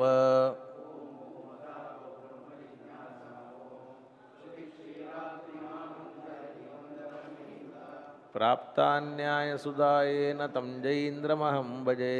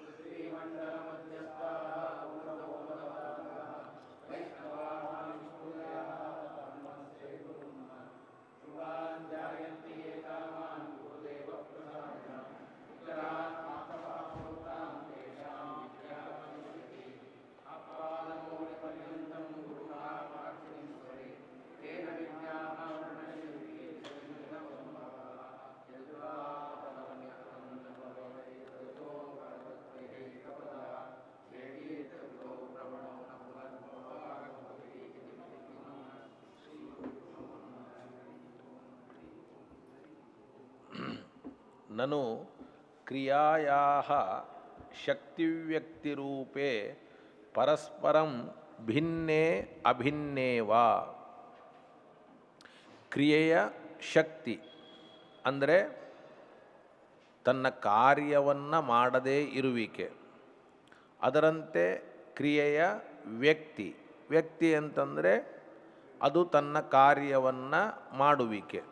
ಹೀಗೆ ಕ್ರಿಯೆಯ ಶಕ್ತಿ ಹಾಗೂ ಕ್ರಿಯೆಯ ವ್ಯಕ್ತಿ ಅಂತ ಎರಡಿದೆ. ಈ ಎರಡು ಪರಸ್ಪರವಾಗಿ ಭಿನ್ನವಾಗಿವೆಯೋ ಅಥವಾ ಅಭಿನ್ನವಾಗಿವೆಯೋ? ಪರಸ್ಪರವಾಗಿ ಭಿನ್ನವಾಗಿವೆಯೋ ಅಭಿನ್ನವಾಗಿವೆಯೋ? ಕ್ರಿಯೆಗೆ ಎರಡು ರೂಪ ಇದೆ, ಒಂದು ಶಕ್ತಿ ರೂಪ ಅಂತ, ಇನ್ನೊಂದು ವ್ಯಕ್ತಿ ರೂಪ ಅಂತ. ಆ ಶಕ್ತಿ ರೂಪ ವ್ಯಕ್ತಿ ರೂಪ ಎರಡೂ ಸಪ್ರೇಟೋ ಅಥವಾ ಎರಡೂ ಒಂದು? ಈಗ ಮೊದಲನೇ ಪಕ್ಷ ಎರಡೂ ಬೇರೆ ಬೇರೆ ಅಂತಂದರೆ ಆಗ ಆದ್ಯೆ ಶಕ್ತಿರೇವ ನಿತ್ಯ ಕ್ರಿಯಾತು ಅನಿತ್ಯ ಇತ್ಯಾಪನ್ನಮ್ಮ. ಶಕ್ತಿ ಮಾತ್ರ ನಿತ್ಯ, ವ್ಯಕ್ತಿ ಅಂದರೆ ಅಭಿವ್ಯಕ್ತಿ, ಅದು ಅನಿತ್ಯ ಅಂತಾಗ್ಬಿಡ್ತದೆ. ಯಾಕೆಂದರೆ ಶಕ್ತಿ ಯಾವಾಗಲೂ ಇರ್ತದೆ, ವ್ಯಕ್ತಿ ಯಾವಾಗಾದರೂ ಒಮ್ಮೆ ಇರ್ತದೆ. ಹೌದೋ ಅಲ್ಲೋ? ಶಕ್ತಿ ಯಾವಾಗಲೂ ಇರ್ತದೆ, ವ್ಯಕ್ತಿ ಯಾವಾಗಾದರೂ ಒಮ್ಮೆ ಇರ್ತದೆ. ಆದ್ದರಿಂದ ವ್ಯಕ್ತಿ ಅನಿತ್ಯ ಅಂತ ಆಗ್ತದೆ, ಶಕ್ತಿ ನಿತ್ಯ ಅಂತ ಆಗ್ತದೆ. ಮತ್ತು ಇನ್ನು ಎರಡು ಒಂದು ಅಂತಂತೀವಿ ಅಂದರೆ ಅನಿವೃತ್ತ ಸದಾ ವ್ಯವಹಾರಾದಿ ಪ್ರಸಂಗ. ಶಕ್ತಿ ಮತ್ತು ವ್ಯಕ್ತಿ ಎರಡೂ ಒಂದೇ ಅಂದ್ಬಿಟ್ರೆ ಯಾವಾಗಲೂ ಸಂಹಾರ ಆಗಲಿ ಯಾವಾಗಲೂ ಸೃಷ್ಟಿ ಆಗಲಿ ಅನ್ನುವಂತಹ ಏನೋ ಒಂದು ಆಪತ್ತಿ ಇದೆಯೋ ಅದು ಮತ್ತೆ ಬರ್ತದೆ. ಅದಕ್ಕೋಸ್ಕರವಾಗಿ ನೀವು ಶಕ್ತಿ ವ್ಯಕ್ತಿಗಳಿಗೆ ಭೇದವನ್ನು ಹೇಳ್ತೀರೋ ಅಥವಾ ಅಭೇದವನ್ನು ಹೇಳ್ತೀರೋ? ಭೇದವನ್ನು ಹೇಳಿದರೂ ದೋಷ, ಅಭೇದವನ್ನು ಹೇಳಿದರೂ ಕೂಡ ದೋಷವೇ. ಅಂದರೆ ಅದಕ್ಕೆ ಆಚಾರ್ಯರು ಉತ್ತರವನ್ನು ಕೊಡ್ತಾ ಇದ್ದಾರೆ. ಶಕ್ತಿತಾ ವ್ಯಕ್ತಿತಾ ಚೇತಿ ವಿಶೇಷೋಪಿ ವಿಶೇಷವಾನ್. ಶಕ್ತಿತಾ ವ್ಯಕ್ತಿತಾ ಚೇತಿ ವಿಶೇಷೋಪಿ ವಿಶೇಷವಾನ್ ಅಭಿನ್ನೇಪಿ. ಶಕ್ತಿ ವ್ಯಕ್ತಿ ಎರಡೂ ಕೂಡ ನಾವು ಒಂದೇ ಅಂತ ಹೇಳ್ತೀವಿ. ಭಿನ್ನನೋ ಅಭಿನ್ನನೋ ಅಂತ ಕೇಳಿದರೆ ಅಭಿನ್ನ ಅಂತ ಹೇಳ್ತೇವೆ. ಆದರೆ ಅಲ್ಲಿ ಬೇರೆ ಅಭೇದವನ್ನು ಒಪ್ಪಿದರೂ ಕೂಡ ವಿಶೇಷವನ್ನು ಒಪ್ತೀವಿ. ಶಕ್ತಿತ್ವ ವ್ಯಕ್ತಿತ್ವ ಅನ್ನುವ ಭೇದ ಪ್ರತಿನಿಧಿಯಾದ ವಿಶೇಷವನ್ನು ಒಪ್ತೀವಿ. ಆ ವಿಶೇಷಗಳು ಪರಸ್ಪರ ಅಭಿನ್ನವಾದರೂ ಕೂಡ ಮತ್ತೆ ಅದಕ್ಕೊಂದು ವಿಶೇಷವನ್ನು ಒಪ್ತೀವಿ. ಹೀಗೆ ನಾವು ಅಭೇದವನ್ನು ಒಪ್ಪಿದರೂ ಕೂಡ ಏನನ್ನು ಒಪ್ತೀವಿ? ವಿಶೇಷವನ್ನು ಒಪ್ತೀವಿ. ಈಗ ನೋಡಿ, ನೀವೇನಂದ್ರಿ? ಶಕ್ತಿ ವ್ಯಕ್ತಿ ಎರಡೂ ಒಂದೇ ಆದರೆ ಆಗ ಯಾವಾಗಲೂ ಕೂಡ ಏನಾಗಬೇಕು ಅಂತಂದ್ರಿ? ಏನಾಗಬೇಕು ಅಂತಂದ್ರಿ? ಆಗಬೇಕು ಅಂದರೆ ಆಗೋದಿಲ್ಲ. ಯಾಕೆ ಅಂದರೆ ಅಭೇದ ಇದ್ದರೂ ಕೂಡ ವಿಶೇಷ ಇದ್ದದ್ದರಿಂದ ಶಕ್ತಿಯ ಕೆಲಸ ಆದರೂ ವ್ಯಕ್ತಿಯ ಕೆಲಸ ಆಗಬೇಕು ಅಂತ ನಿಯಮ ಇಲ್ಲ. ಅಭಿನ್ನೇ ಏವ ಶಕ್ತಿ ವ್ಯಕ್ತಿ. ಶಕ್ತಿ ವ್ಯಕ್ತಿ ಭಿನ್ನನೋ ಅಭಿನ್ನನೋ ಅಂತ ಕೇಳಿದಿರಿ, ಅಭಿನ್ನ ಅಂತ ಉತ್ತರ. ನಚ ಉಕ್ತ ದೋಷ. ಅಭಿನ್ನವಾದರೆ ಮತ್ತು ಯಾವಾಗಲೂ ಕೂಡ ಏನಾಗಬೇಕು? ಸಂಹಾರಾದಿಗಳು ನಡೀಬೇಕು ಅಂದರೆ ಹಿಂದಿನ ದೋಷ ಬರೋದಿಲ್ಲ. ಯಾಕೆ ಅಂತಂದರೆ ಯತಃ ತತ್ರ ಶಕ್ತಿತ ಇತಿ ವ್ಯಕ್ತಿತ ಇತಿ ಚ ವಿಶೇಷೋಪಿ ಅಸ್ತಿ. ಶಕ್ತಿತ ಅಂತ ಒಂದು ವಿಶೇಷ, ವ್ಯಕ್ತಿತ ಅಂತ ಒಂದು ವಿಶೇಷವನ್ನು ಒಪ್ತೀವಿ. ಒಪ್ಪಿದರೆ ಸಚ ಆ ವಿಶೇಷವಾದರೂ ಕೂಡ ಭೇದ ಕಾರ್ಯ ನಿರ್ವಾಹಕ ಇತಿ ಚ ಪ್ರಾಗೇವ ಉಕ್ತಂ. ಅದು ಭೇದದ ಕಾರ್ಯ ಅಂದರೆ ಶಕ್ತಿ ಒಂದು ಕಾರ್ಯವನ್ನು ಮಾಡುತ್ತದೆ, ವ್ಯಕ್ತಿ ಒಂದು ಕಾರ್ಯವನ್ನು ಮಾಡುತ್ತದೆ, ಆದರೆ ಎರಡಕ್ಕೂ ಅಭೇದ ಇದೆ. ಆ ಅಭೇದ ಇದ್ದರೂ ಭೇದದ ಕಾರ್ಯವನ್ನು ಆ ವಿಶೇಷವು ನಿರ್ವಾಹ ಮಾಡ್ತದೆ ಅಂತ ಈಗಾಗಲೇ ಹೇಳಿದ್ದೇವೆ. ಆ ವಿಶೇಷಕ್ಕೂ ಮತ್ತು ಶಕ್ತಿಗೂ, ಆ ವಿಶೇಷಕ್ಕೂ ವ್ಯಕ್ತಿಗೂ ಭೇದನೋ ಅಭೇದನೋ ಅಂತಂದರೆ ಅಭೇದವೇ ಅಲ್ಲಿಯೂ ಕೂಡ. ಸಚ ವಿಶೇಷ ಆ ವಿಶೇಷವಾದರೂ ಕೂಡ ಪರಸ್ಪರವಾಗಿ ವಿಶೇಷಿಣಾಚ ಯದಿ ಭಿನ್ನ ವಿಶೇಷಿಯಿಂದ ಭಿನ್ನ ಅಂದ್ಬಿಟ್ರೆ ಆಗ ಶಕ್ತಿವ್ಯಕ್ತಿಯೋರಪಿ ಭೇದ ಕಿನ್ನ ಸ್ಯಾತ್. ಭೇದ ಯಾಕಿರಬಾರದು? ಅಥ ಅಭಿನ್ನ ಪುನಃ ವ್ಯವಹಾರ ಸಾಂಕರ್ಯಂ. ಆ ವಿಶೇಷವೂ ಕೂಡ ಪರಸ್ಪರವಾಗಿ ವಿಶೇಷಿಯಾದ ಶಕ್ತಿವ್ಯಕ್ತಿಗಳಿಂದ ಭಿನ್ನವಾದರೆ ಶಕ್ತಿವ್ಯಕ್ತಿಗಳಿಗೂ ಕೂಡ ಭೇದವೇ ಯಾಕೆ ಬರಬಾರದು? ಭೇದವೇ ಬರಲಿ. ಅಭಿನ್ನವಾಗಿದ್ದರೆ ವ್ಯವಹಾರ ಸಾಂಕರ್ಯ. ವ್ಯವಹಾರ ಅಂತಂದರೆ ಮತ್ಯಥಾ ಪ್ರಕಾರ ಶಕ್ತಿಯ ವ್ಯವಹಾರ, ವ್ಯಕ್ತಿಯ ವ್ಯವಹಾರ ಎರಡೂ ಕೂಡ ಒಂದೇ ಆಗಬೇಕು ಅನ್ನುವಂತಹ ಪ್ರಶ್ನೆ ಬಂದರೆ ಅದಕ್ಕೆ ವಿಶೇಷವಾನ್ ಅಂತ ಉತ್ತರ ಕೊಟ್ಟಿದ್ದಾರೆ. ಏನಂತ ಕೊಟ್ಟಿದ್ದಾರೆ? ವಿಶೇಷವಾನ್. ವಿಶೇಷ ಇತ್ಯನುವರ್ತತೆ. ವಿಶೇಷ ಅನ್ನುವ ಪದವನ್ನು ನಾವು ಅನುವ್ಯಾಖ್ಯಾನದಿಂದ, ಹಿಂದಿನ ಅನುವ್ಯಾಖ್ಯಾನದಿಂದ ಹಚ್ಚಿಕೊಳ್ಬೇಕು. ಅಭಿನ್ನ ಏವ ಅಯಂ ವಿಶೇಷ ಇತಿ ಬ್ರೂಮಃ. ಈ ವಿಶೇಷ ಇದು ಅಭಿನ್ನ ಎನ್ನುವುದಾಗಿ ಹೇಳ್ತೇವೆ. ನಚ ಉಕ್ತ ಅನುಪಪತ್ತಿ. ಹಿಂದೆ ಹೇಳಿದ ಅನುಪಪತ್ತಿ ಅನ್ನೋದು ಬರೋದಿಲ್ಲ. ಯಾಕೆ ಅಂದರೆ ಯತಃ ಅಭಿನ್ನೋಪಿ ವಿಶೇಷವಾನ್ ಅಂಗೀಕ್ರಿಯತೆ. ಅಭಿನ್ನವಾಗಿದ್ದರೂ ಕೂಡ ವಿಶೇಷವುಳ್ಳದ್ದು ಅಂತ ಅಂಗೀಕಾರ ಮಾಡಿಬಿಟ್ರೆ ಆಗ ಯಾವ ಸಮಸ್ಯೆಯೂ ಬರೋದಿಲ್ಲ. ಅಂದರೆ ಸ್ವನಿರ್ವಾಹಕ ಇತ್ಯರ್ಥ. ತನ್ನ ಒಂದು ಕಾರ್ಯವನ್ನು ಅದು ಮಾಡ್ತದೆ, ಅದರಂತೆ ಭೇದ ಕಾರ್ಯವನ್ನು ಕೂಡ ನಿರ್ವಾಹ ಮಾಡ್ತದೆ ಅಂತ ಅರ್ಥ. ಇಲ್ಲಿಗೆ ಮುಗೀತು ಅಂತ ನಾ ಹೇಳೋದೇ ಇಲ್ಲ. ಹೇಳಿದ್ನಲ್ಲ, ಇನ್ನೂ 10 ದಿವಸ ಹೋಗ್ತದೆ ಇದು ಸಮಸ್ಯೆ. ಈಗ ಅವರೇನಂದರು, ನೀವು ಕ್ರಿಯಾ ಇದು ವ್ಯಕ್ತಿರೂಪ ಶಕ್ತಿರೂಪ ಅಂತ ಅಂಗೀಕಾರವನ್ನು ಮಾಡಿದರೆ ಆಗ ಯಾವುದೇ ಸಮಸ್ಯೆ ಇದ್ದರೂ ಕೂಡ ಆ ಸಮಸ್ಯೆ ಪರಿಹಾರ ಆಗಿಬಿಡುತ್ತದೆ ಅಂತ ಹೇಳಿದ್ರೀಗ. ಅದಕ್ಕೆ ಈ ಒಂದು ಉಪಾಯವನ್ನು ನಾವು ಕ್ರಿಯಾ ನಿತ್ಯವಾದ ಸ್ಥಳದಲ್ಲಿಯೇ ಯಾಕೆ ಮಾಡಬೇಕು? ಎಲ್ಲ ಕಡೆಯಲ್ಲಿಯೂ ಮಾಡೋಣ. ಎಲ್ಲಿ ಅಲ್ಲಿ ಕಾರ್ಯ ಆಗಿಲ್ಲ, ಅದು ಶಕ್ತಿ ರೂಪದಲ್ಲಿದೆ, ವ್ಯಕ್ತಿ ರೂಪದಲ್ಲಿ ಇಲ್ಲ ಅಂತ ಯಾಕೆ ಹೇಳಬಾರ್ದು? ಎಲ್ಲ ಕಡೆನೂ ಇದೆ ರೂಲ್. ನೀವು ಈಗ ಈ ರೂಲನ್ನು ಎಲ್ಲಿ ಅಪ್ಲೈ ಮಾಡ್ತಾ ಇದ್ದೀರಿ? ಶಕ್ತಿ ರೂಪ ವ್ಯಕ್ತಿ ರೂಪ ಅನ್ನೋದು ಈಶ್ವರನ ಕ್ರಿಯೆ ವಿಷಯದಲ್ಲಿ ಮಾತ್ರ ಮಾಡ್ತಾ ಇದ್ದೀರಿ. ಯಾಕೆ ಮಾಡ್ತೀರಿ? ಘಟದ ಕ್ರಿಯೆ, ಪಟದ ಕ್ರಿಯೆ, ಎಲ್ಲ ಕ್ರಿಯೆಯಲ್ಲಿಯೂ ಕೂಡ ಅದನ್ನು ಮಾಡಿರಿ ಅಂತ ಇದು ಸಾಮಾನ್ಯವಾದ ಒಂದು ಪ್ರಶ್ನೆ. ಇದಕ್ಕೆ ಉತ್ತರ ಇಷ್ಟೇ ನೋಡಪ್ಪ.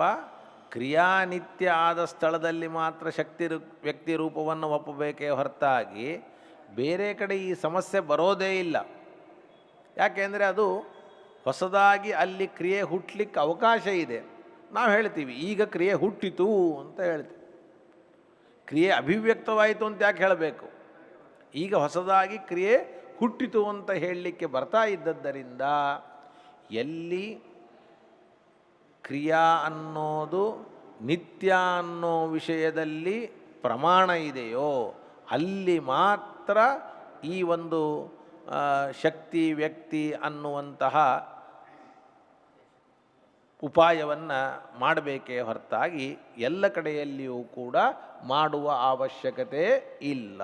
ನೋಡಿ, ನನ್ವೇವಂ ಶಕ್ತಿ ವ್ಯಕ್ತಿ ಅಂತ ಹೇಳಿ ನೀವು ಸಮಸ್ಯೆಯನ್ನು ಬಗೆಹರಿಸೋದಾದರೆ ಅನ್ಯತ್ರಾಪಿ ಅಂದರೆ ಈಶ್ವರನ ಕ್ರಿಯೆಯನ್ನು ಬಿಟ್ಟು ಬೇರೆ ಕ್ರಿಯೆಗಳಿಗೂ ಕೂಡ ಇದನ್ನು ಅನ್ವಯಿಸ್ಬೋದಲ್ಲ.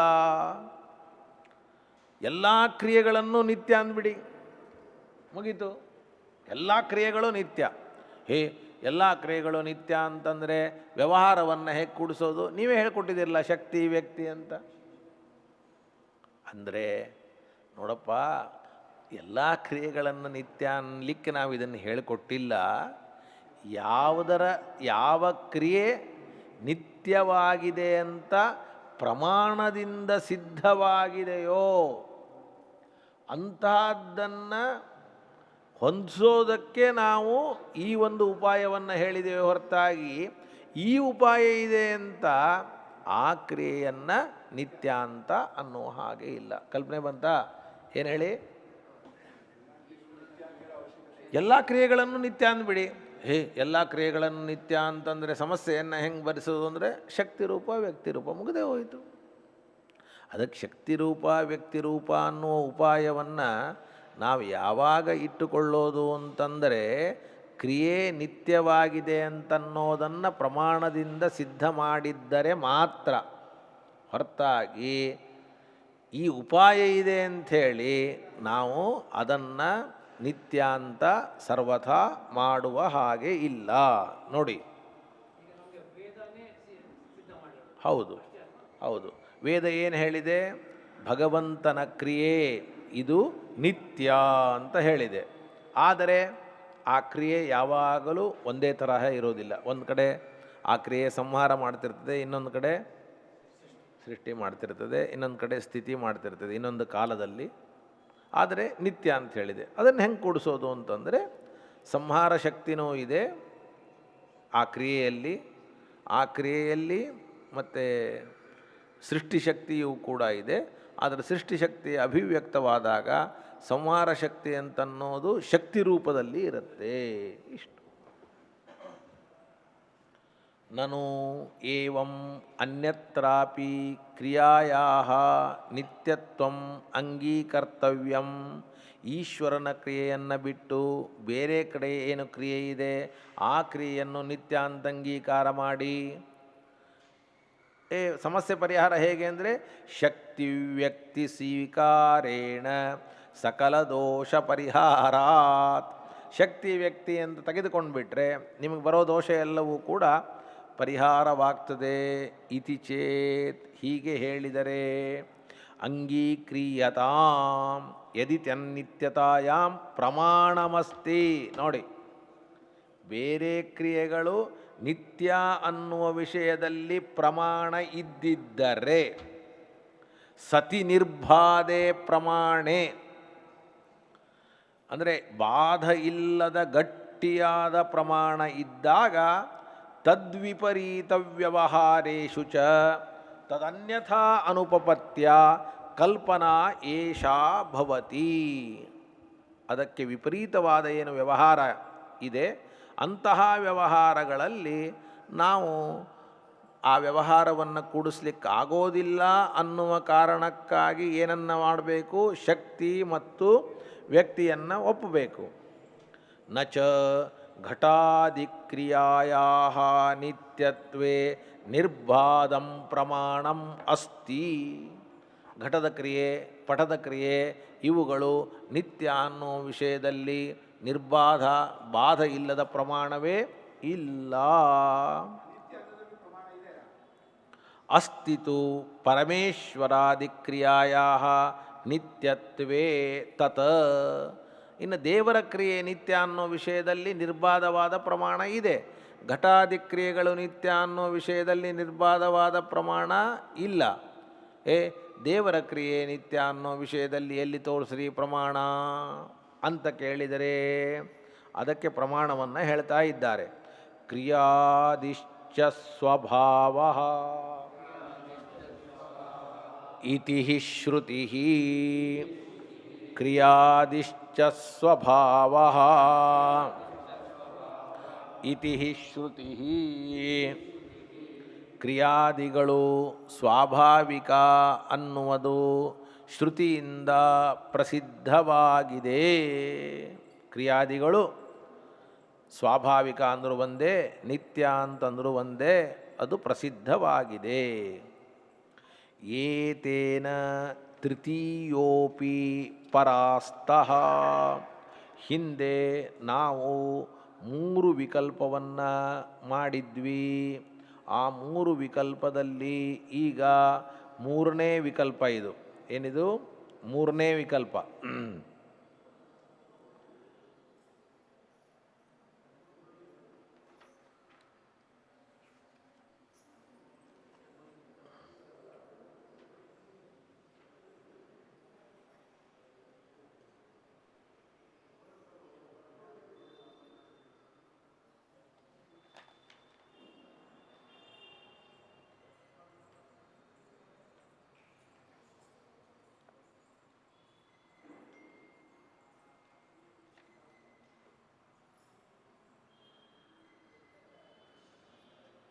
ಇರಲಿ. ಈಗ ಶ್ರುತಿ ಪ್ರಮಾಣ ಇದ್ದದ್ದರಿಂದ ನಿತ್ಯತ್ವದ ವಿಷಯದಲ್ಲಿ ಸಾಧಕ ಪ್ರಮಾಣ ಇಲ್ಲದೇ ಇದ್ದದ್ದರಿಂದ ಅನಿತ್ಯತ್ವವನ್ನು ಒಪ್ಪಬೇಕು ಅಂತ ಕೆಲವರು ಹೇಳಿದರು. ಆದರೆ ಈಗ ಸ್ಪಷ್ಟವಾದ ಶ್ರುತಿ ಪ್ರಮಾಣ ಇದ್ದದ್ದರಿಂದ ನಿತ್ಯತ್ವವನ್ನೇ ಒಪ್ತೇವೆ ಹೊರತಾಗಿ ಅನಿತ್ಯತ್ವವನ್ನು ಒಪ್ಪೋದಿಲ್ಲ. 3ನೇ ಪಕ್ಷ ಏನು? ನಿತ್ಯತ್ವದ ವಿಷಯದಲ್ಲಿ, ಭಾಳ ಮೊದಲು ಬಂದಿದೆ ಅದು, ನಿತ್ಯತ್ವದ ವಿಷಯದಲ್ಲಿ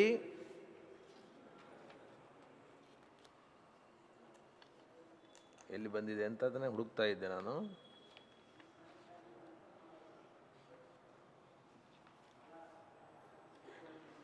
ಮೂರು ಕೇಳಿದ್ದೀವಿ.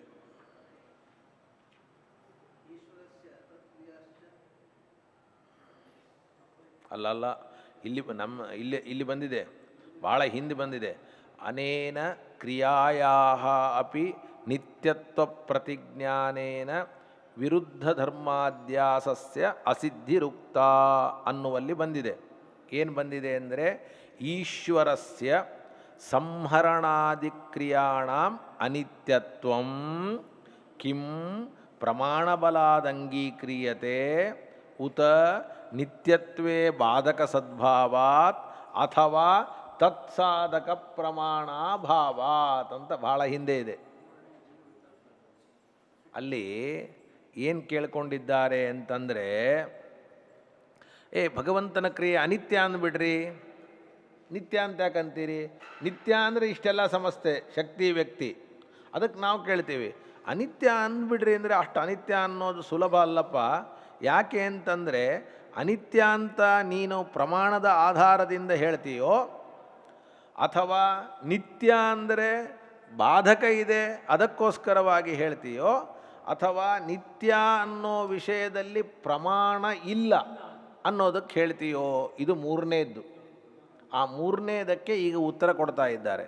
ಅಂದರೆ ಈಶ್ವರನ ಕ್ರಿಯೆ ನಿತ್ಯ ಅನ್ನೋ ವಿಷಯದಲ್ಲಿ ಪ್ರಮಾಣ ಇಲ್ಲ ಅಂತನಬೇಡಿ, ನಿತ್ಯ ಅನ್ನೋ ವಿಷಯದಲ್ಲಿ ಪ್ರಮಾಣ ಅಂತನ್ನತಕ್ಕಂಥದ್ದು ಇದೆ. ಅತ್ರ ಸ್ಪಷ್ಟಾಂಚ ಶ್ರುತಿಮಾಹ ಜ್ಞಾನಮಿತಿ. ಯಾವುದಪ್ಪ ಅದು ಅಂತಂದರೆ, ಪರಾಸ್ಯ ಶಕ್ತಿರ್ವಿವಿಧೈವ ಶ್ರೂಯತೆ ಸ್ವಾಭಾವಿಕಿ ಜ್ಞಾನ ಬಲಕ್ರಿಯಾ ಚ ಇತಿ ಶ್ರುತಿಂ ಅನೇನ ಉಪಲಕ್ಷಯತಿ. ಅಸ್ಯ ಪರಮಾತ್ಮನ ಪರಾಶಕ್ತಿ ವಿವಿಧೈವ ಶ್ರೂಯತೆ, ಅದು ಏನಾಗಿದೆ ಸ್ವಾಭಾವಿಕವಾಗಿದೆ. ಅದು ಮಾತ್ರ ಅಲ್ಲ, ಜ್ಞಾನ ಬಲಕ್ರಿಯೆಗಳು ಕೂಡ ಆಗಿದೆ. ಸ್ವಾಭಾವಿಕಿ ಅನ್ನೋ ಶಬ್ದಕ್ಕೆ ಏನರ್ಥ? ಯಾವದ್ರವ್ಯ ಭಾವಿನಿ, ತಾನು ಎಲ್ಲಿದೆಯೋ ಆ ವ್ಯಕ್ತಿ ಇರುವವರೆಗೂ ಕೂಡ ಇರುವಂಥದ್ದು ಅಂತ ಅರ್ಥ. ಈಶ್ವರ ಎಲ್ಲಿವರೆಗೂ ಇರ್ತಾನೆ ಅಂದರೆ ಅನಾದಿ ಕಾಲದಿಂದ ಅನಂತ ಕಾಲದವರೆಗೂ ಇರ್ತಾನೆ. ಅವನಲ್ಲಿರುವ ಶಕ್ತಿಯೂ ಕೂಡ ಅನಾದಿ ಕಾಲದಿಂದ ಅನಂತ ಕಾಲದವರೆಗೂ ಕೂಡ ಇರಲಿಕ್ಕೆ ಸಾಧ್ಯ. ಇದು ಒಂದು. ಇದರ ಜೊತೆಗೆ ಇನ್ನೊಂದು ಸ್ಪಷ್ಟವಾದ ಶ್ರುತಿಯನ್ನು ಕೊಡ್ತಾ ಇದ್ದಾರೆ. ಏನದು ಅಂತಂದರೆ ನೋಡಿ, ಇಲ್ಲಿ ಶಕ್ತಿ ಇದು ನಿತ್ಯ ಅಂತ ಹೇಳಿದರು. ಆದರೆ ಮುಂದಿನ ಶ್ರುತಿಯಲ್ಲಿ ಕ್ರಿಯೆಯೇ ನಿತ್ಯ ಅಂತ ಅನ್ನುವಂತಹ ಶಬ್ದ ಇದೆ. ಕ್ರಿಯಾ ಅನ್ನೋ ಶಬ್ದನೇ ಇದೆ ನೋಡಿ. ಜ್ಞಾನಂ ನಿತ್ಯಂ ಕ್ರಿಯಾ ನಿತ್ಯ, ಬಲಂ ಶಕ್ತಿ ಪರಾತ್ಮನಃ, ನಿತ್ಯಾನಂದೋ ಅವ್ಯಯ ಪೂರ್ಣೋ, ಭಗವಾನ್ ವಿಷ್ಣುರವ್ಯಯಃ ಇತಿ ಪೈಂಗೀ ಶ್ರುತಿಶ್ಚಾಹ. ಪರಮಾತ್ಮನ ಜ್ಞಾನ ನಿತ್ಯ, ಪರಮಾತ್ಮನ ಕ್ರಿಯೆ ನಿತ್ಯ, ಪರಮಾತ್ಮನ ಬಲ ನಿತ್ಯ, ಪರಮಾತ್ಮನ ಶಕ್ತಿ ನಿತ್ಯ. ಅಷ್ಟು ಮಾತ್ರ ಅಲ್ಲ, ಅವನು ನಿತ್ಯಾನಂದ ರೂಪ, ಅವ್ಯಯ, ಅವ್ಯಯ ಅಂದರೆ ನಾಶರಹಿತ, ಪೂರ್ಣ ಅಂದರೆ ಷಡ್ಗುಣೈಶ್ವರ್ಯ ಸಂಪನ್ನ. ಇವನು ನಾಶರಹಿತನಾಗಿದ್ದಾನೆ, ಅಚ್ಯುತ ಅಂದರೆ ಚ್ಯುತಿರಹಿತನಾಗಿದ್ದಾನೆ ಎನ್ನುವುದಾಗಿ ಪೈಂಗಿ ಶ್ರುತಿ ಹೇಳ್ತಾ ಇದೆ ನೋಡಿ. ಹಾಗಾದರೆ ಈ ಶ್ರುತಿ ಸ್ಪಷ್ಟವಾಗಿ ಏನು ಹೇಳ್ತು? ನಿತ್ಯ ಅಂತ ಹೇಳಿತು. ಅಥವಾ ಪೂರ್ವಾಶ್ರುತಿ, ಎರಡು ಶ್ರುತಿ ಕೊಟ್ಟಿದ್ದಾರೆ ಈಗ. ಒಂದು ಜ್ಞಾನಂ ನಿತ್ಯಂ ಕ್ರಿಯಾ ನಿತ್ಯ ಅನ್ನೋದು, ಇನ್ನೊಂದು ಪರಾಸ್ಯ ಶಕ್ತಿ ವಿವಿಧೈವ ಶ್ರೂಯತೆ ಅಂತ ಎರಡು ಕೊಟ್ಟಿದ್ದಾರೆ. ಅದರಲ್ಲಿ ಹಿಂದಿನ ಶ್ರುತಿ ಅನ್ನೋದು ಶಕ್ತಿ ಎಂದರೂ ಒಂದೇ, ಈಶ್ವರನ ಕ್ರಿಯೆ ಎಂದರೂ ಒಂದೇ. ಶಕ್ತಿಯೇ ಈಶ್ವರನ ಕ್ರಿಯೆ ಅನ್ನುವ ವಿಷಯದಲ್ಲಿ ಉದಾಹರಣೆ ಮಾಡಿದ್ದೇವೆ. ಮುಂದಿನ ಶ್ರುತಿ ಅನ್ನೋದನ್ನು ಕ್ರಿಯಾ ನಿತ್ಯ ಅನ್ನುವ ವಿಷಯದಲ್ಲಿ ಉದಾಹರಣೆಯನ್ನು ಮಾಡಿದ್ದೇವೆ ಅಂತ. ಅಥವಾ ಹಿಂದಿನ ಶ್ರುತಿ ಕ್ರಿಯೆ ಅನ್ನೋದು ಭಗವಂತನ ಸ್ವರೂಪ ಅಂತ ಹೇಳ್ತದೆ. ಆ ಕ್ರಿಯೆ ಭಗವಂತನ ಸ್ವರೂಪ ಅಲ್ಲವೋ ಹೌದೋ ಅಂತ ವಿವಾದ ಬಂದಿತ್ತು. ಆ ಕ್ರಿಯೆ ಭಗವತ್ ಸ್ವರೂಪ, ಆದ್ದರಿಂದಲೇ ಅದು ನಿತ್ಯ. ಇನ್ನು ಎರಡನೇ ಶ್ರುತಿ ಆ ಸ್ವರೂಪತ್ವಕ್ಕೆ ಸಾಧಕವಾದ ನಿತ್ಯತ್ವವನ್ನು ಹೇಳ್ತದೆ ನೋಡಿ. ಅಥವಾ ಪೂರ್ವಾಶ್ರುತಿ, ಪೂರ್ವಾಶ್ರುತಿ ಅಂದರೆ ಮೊದಲು ಕೊಟ್ಟ ಶ್ರುತಿ, ಅದು ಶಕ್ತಿರೇವ ಕ್ರಿಯಾ ಇತ್ಯತ್ರ ಪಠಿತ. ಉತ್ತರಾತು ಮುಂದಿನ ಶ್ರುತಿ ಕ್ರಿಯಾಯಾ ನಿತ್ಯತ್ವೇ. ಇಲ್ಲಿ ಒಂದು ವಿಷಯ ಮುಗೀತು. ಯದ್ವಾ ಇನ್ನೊಂದು ಅಭಿಪ್ರಾಯ, ಪೂರ್ವ ಹಿಂದಿನ ಶ್ರುತಿ ಅಂತನ್ನತಕ್ಕಂಥದ್ದು ಸ್ವರೂಪತ್ವೇ ತಸ್ಯ ವಿವಾದಾಸ್ಪದತ್ವಾತ್, ದ್ವಿತೀಯಾತು ತದ್ಧೇತೌ ನಿತ್ಯತ್ವೇ. ಅಂದರೆ ಸ್ವರೂಪತ್ವಕ್ಕೆ ಸಾಧಕವಾದ ನಿತ್ಯತ್ವ ವಿಷಯದಲ್ಲಿ ಉದಾಹೃತವಾಗಿದೆ. ಅಸ್ತು ಏವಂ ಈಶ್ವರ ಕ್ರಿಯಾ ನಿತ್ಯ ಅನ್ಯಕ್ರಿಯಾ ಕಿಂ ಅನಿತ್ಯೈವ ಇತ್ಯತೋ ವಿವೇಕಂ ಪ್ರಮಾಣಾಂತರೇಣ ದರ್ಶಯತಿ ಶಕ್ತಿ ಇತಿ. ಈಶ್ವರನ ಕ್ರಿಯೆ 100% ನಿತ್ಯ, ಅದರಲ್ಲಿ ವಿವಾದ ಇಲ್ಲ. ಆದರೆ ಬೇರೆ ಕ್ರಿಯೆಗಳು ಕೂಡ ನಿತ್ಯನೋ ಅನಿತ್ಯನೋ ಅನ್ನುವ ಸಂಶಯ ಬಂದಾಗ ಬೇರೆ ಕ್ರಿಯೆ ಎಲ್ಲವೂ ಕೂಡ ಅನಿತ್ಯ ಅಂತೆ ಹೇಳಲಿಕ್ಕೆ ಬರೋದಿಲ್ಲ, ಬೇರೆ ಕ್ರಿಯೆಗಳೆಲ್ಲವೂ ಕೂಡ ನಿತ್ಯ ಅಂತೆ ಹೇಳಲಿಕ್ಕೆ ಬರೋದಿಲ್ಲ. ಆದರೆ ಬೇರೆ ಕ್ರಿಯೆಗಳು ನಿತ್ಯವಾದದ್ದೂ ಇವೆ, ಅನಿತ್ಯವಾದದ್ದೂ ಇವೆ. ಈಶ್ವರನ ಕ್ರಿಯೆಯಲ್ಲಿ ವಿಭಾಗನೇ ಇಲ್ಲ. ನಿತ್ಯ ಕ್ರಿಯೆಗಳು ಅನಿತ್ಯ ಕ್ರಿಯೆಗಳು ಅಂತ ವಿಭಾಗ ಇಲ್ಲ. ಆದರೆ ಬೇರೆ ಕಡೆ ನಿತ್ಯ ಅನಿತ್ಯ ಅನ್ನುವಂತಹ ವಿಭಾಗ ಇದೆ. ಶಕ್ತಿ ಸದ್ಭಾವ ಏವತು, ಶಕ್ತಿ ಅನ್ನೋದು ನಿತ್ಯವಾದರೆ ಆಟೋಮೆಟಿಕ್ಕಾಗಿ ಕ್ರಿಯಾದಿಗಳಿಗೂ ಕೂಡ ನಿತ್ಯತ್ವ ಅನ್ನೋದು ಬರುತ್ತೆ. ಶಕ್ತಿ ನಿತ್ಯ ಅಲ್ಲ ಅಂದರೆ ಕ್ರಿಯೆಗೆ ಅನಿತ್ಯತ್ವ ಬರುತ್ತದೆ. ಇಷ್ಟೇ ಒಂದು ರೂಲ್ ತಿಳ್ಕೊಳ್ಳಿ. ಏನು ರೂಲು? ಕ್ರಿಯೆ ನಿತ್ಯ ಅನ್ನಬೇಕೋ ಅನಿತ್ಯ ಅನ್ನಬೇಕೋ? ಆ ಕ್ರಿಯೆಗೆ ಬೇಕಾದ ಶಕ್ತಿ ಇದೆಯಲ್ಲ ಅದು ನಿತ್ಯ ಆದರೆ ಕ್ರಿಯಾ ನಿತ್ಯ, ಆ ಶಕ್ತಿ ಅನಿತ್ಯ ಆದರೆ ಕ್ರಿಯಾ ಅನ್ನೋದು ಅನಿತ್ಯ.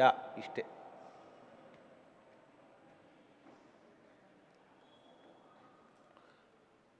ಇದನ್ನು ಸತ್ತತ್ವ ಅನ್ನುವ ಪ್ರಮಾಣ. ಇತಿ ಸತ್ತತ್ವ ವಚನಂ ಶಕ್ತಿ ಸದ್ಭಾವ ಏವತು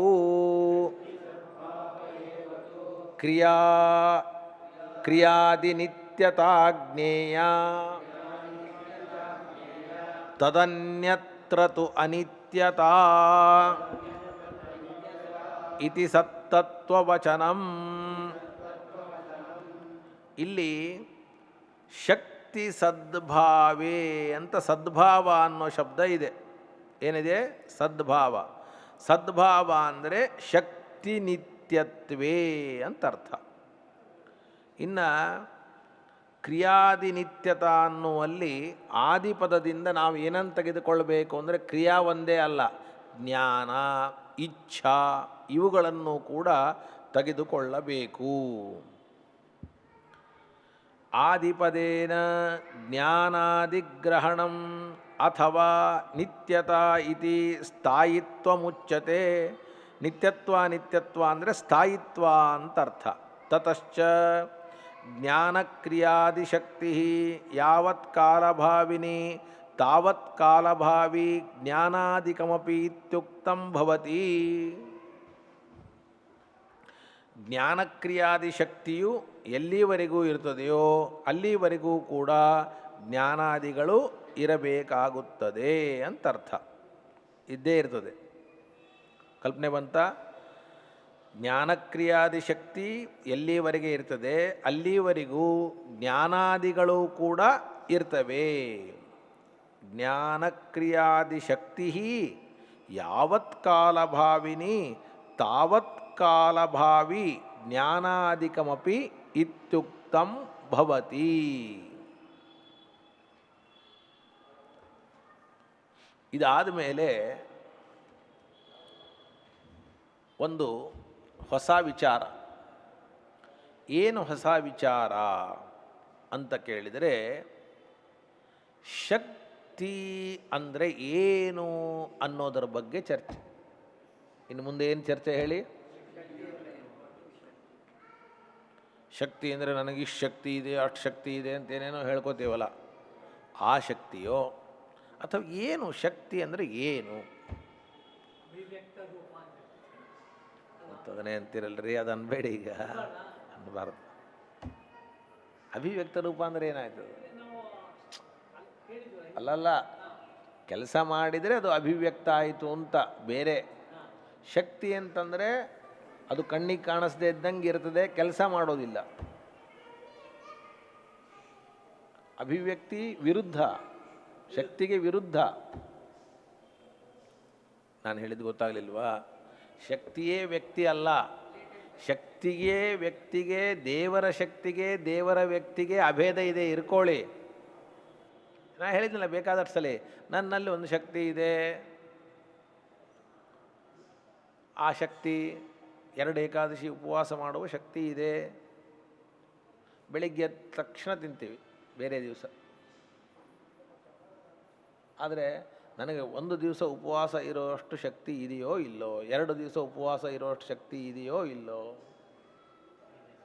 ಅದು ಯಾವಾಗ ಗೊತ್ತಾಗ್ತದೆ? 2 ಏಕಾದಶಿ ಬಂದಾಗ ಗೊತ್ತಾಗ್ತದೆ. ಇಲ್ಲಿದ್ರೆ ಬೆಳಿಗ್ಗೆ ಎದ್ದ ತಕ್ಷಣ ತಿಂತೀವಿ, 1 ನಿಮಿಷ ಬಿಡದಿದ್ದಂಗೆ ತಿಂತೀವಿ, ಕುಡಿತೀವಿ. ಕುಡಿದಿದ್ದರೂ ನಡೀತದೆ, ಅಂದರೆ ತಿನ್ನಬೇಡ್ರಿ ಕುಡಿಬೇಡ್ರಿ ಅಂತ ಅರ್ಥ ಅಲ್ಲ. ಅಂದರೆ ಆ ಶಕ್ತಿ ಇದೆ ಅನ್ನೋದರ ವ್ಯಕ್ತಿ ಅಭಿವ್ಯಕ್ತಿ ಯಾವಾಗ ಆಗ್ತದೆ ಅಂದರೆ ಉಪವಾಸ ಮಾಡಿದಾಗ ಆಗ್ತದೆ.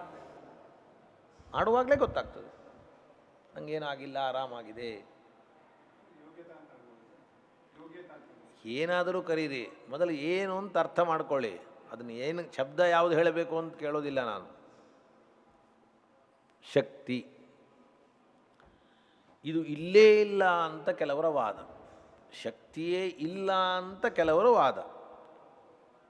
ಹಾಗಾದರೆ ಏನದು ಅಂತಂದರೆ, ಆ ಒಂದು ವಸ್ತು ಇದೆಯಲ್ಲ, ವಸ್ತುವಿನ ಸ್ವರೂಪ ಹಾಗೂ ಅದಕ್ಕೆ ಬೇಕಾದಂತಹ ಸಹಕಾರಿ ಕಾರಣಗಳು ಇವುಗಳು ಸೇರಿದರೆ ಅದೇ ಶಕ್ತಿಯೇ ಹೊರತಾಗಿ ಆ ಸ್ವರೂಪದಕ್ಕಿಂತ ಸಹಕಾರಿಯಕ್ಕಿಂತ ಬೇರೆಯಾದ ಶಕ್ತಿ ಅನ್ನುವುದೇ ವಸ್ತುವಿನಲ್ಲಿ ಇಲ್ಲ ಅಂತ ಕೆಲವರ ಆಕ್ಷೇಪ.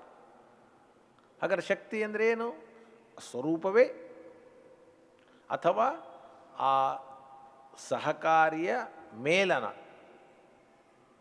ಈಗ ಬೆಂಕಿ ಇದೆ, ಅಗ್ನಿಯಲ್ಲಿ ಸುಡುವ ಶಕ್ತಿ ಇದೆ, ಅದೊಂದು ಪ್ರತ್ಯೇಕ ಅಂತ ತಿಳಿಬೇಡಿ.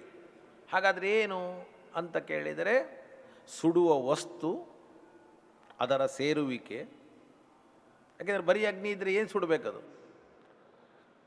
ಸುಡುವ ವಸ್ತು ಹಾಗೂ ಆ ಅಗ್ನಿಯ ಸ್ವರೂಪ ಇದೇ ಶಕ್ತಿ.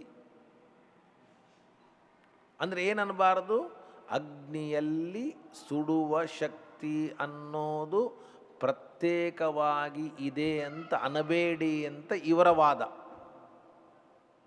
ನೋಡಿ ಏನು ಹೇಳ್ತಾರೆ, ಸ್ವರೂಪ ಅಂದ್ರೇನು? ಆ ವಸ್ತುವಿನ ಸ್ವರೂಪ, ಮುಗೀತು. ಸೆಕೆಂಡ್, ಸಹಕಾರಿ ಸಮವಧಾನ. ಸಹಕಾರಿ ಸಮವಧಾನ ಅಂದರೆ ಏನು? ಸಹಕಾರಿ ಸಮವಧಾನ ಅಂದರೆ ಆ ಶಕ್ತಿಯ ಕೆಲಸ ಆಗಲಿಕ್ಕೆ ಏನೇನು ಬೇಕೋ ಅದರ ಕೂಡುವಿಕೆ. ಇದರಿಂದ ಅತಿರಿಕ್ತವಾದ ಇದೇ ಶಕ್ತಿ. ಸಹಕಾರಿ ಸಮವಧಾನವೇ ಶಕ್ತಿ, ಸ್ವರೂಪವೇ ಶಕ್ತಿ.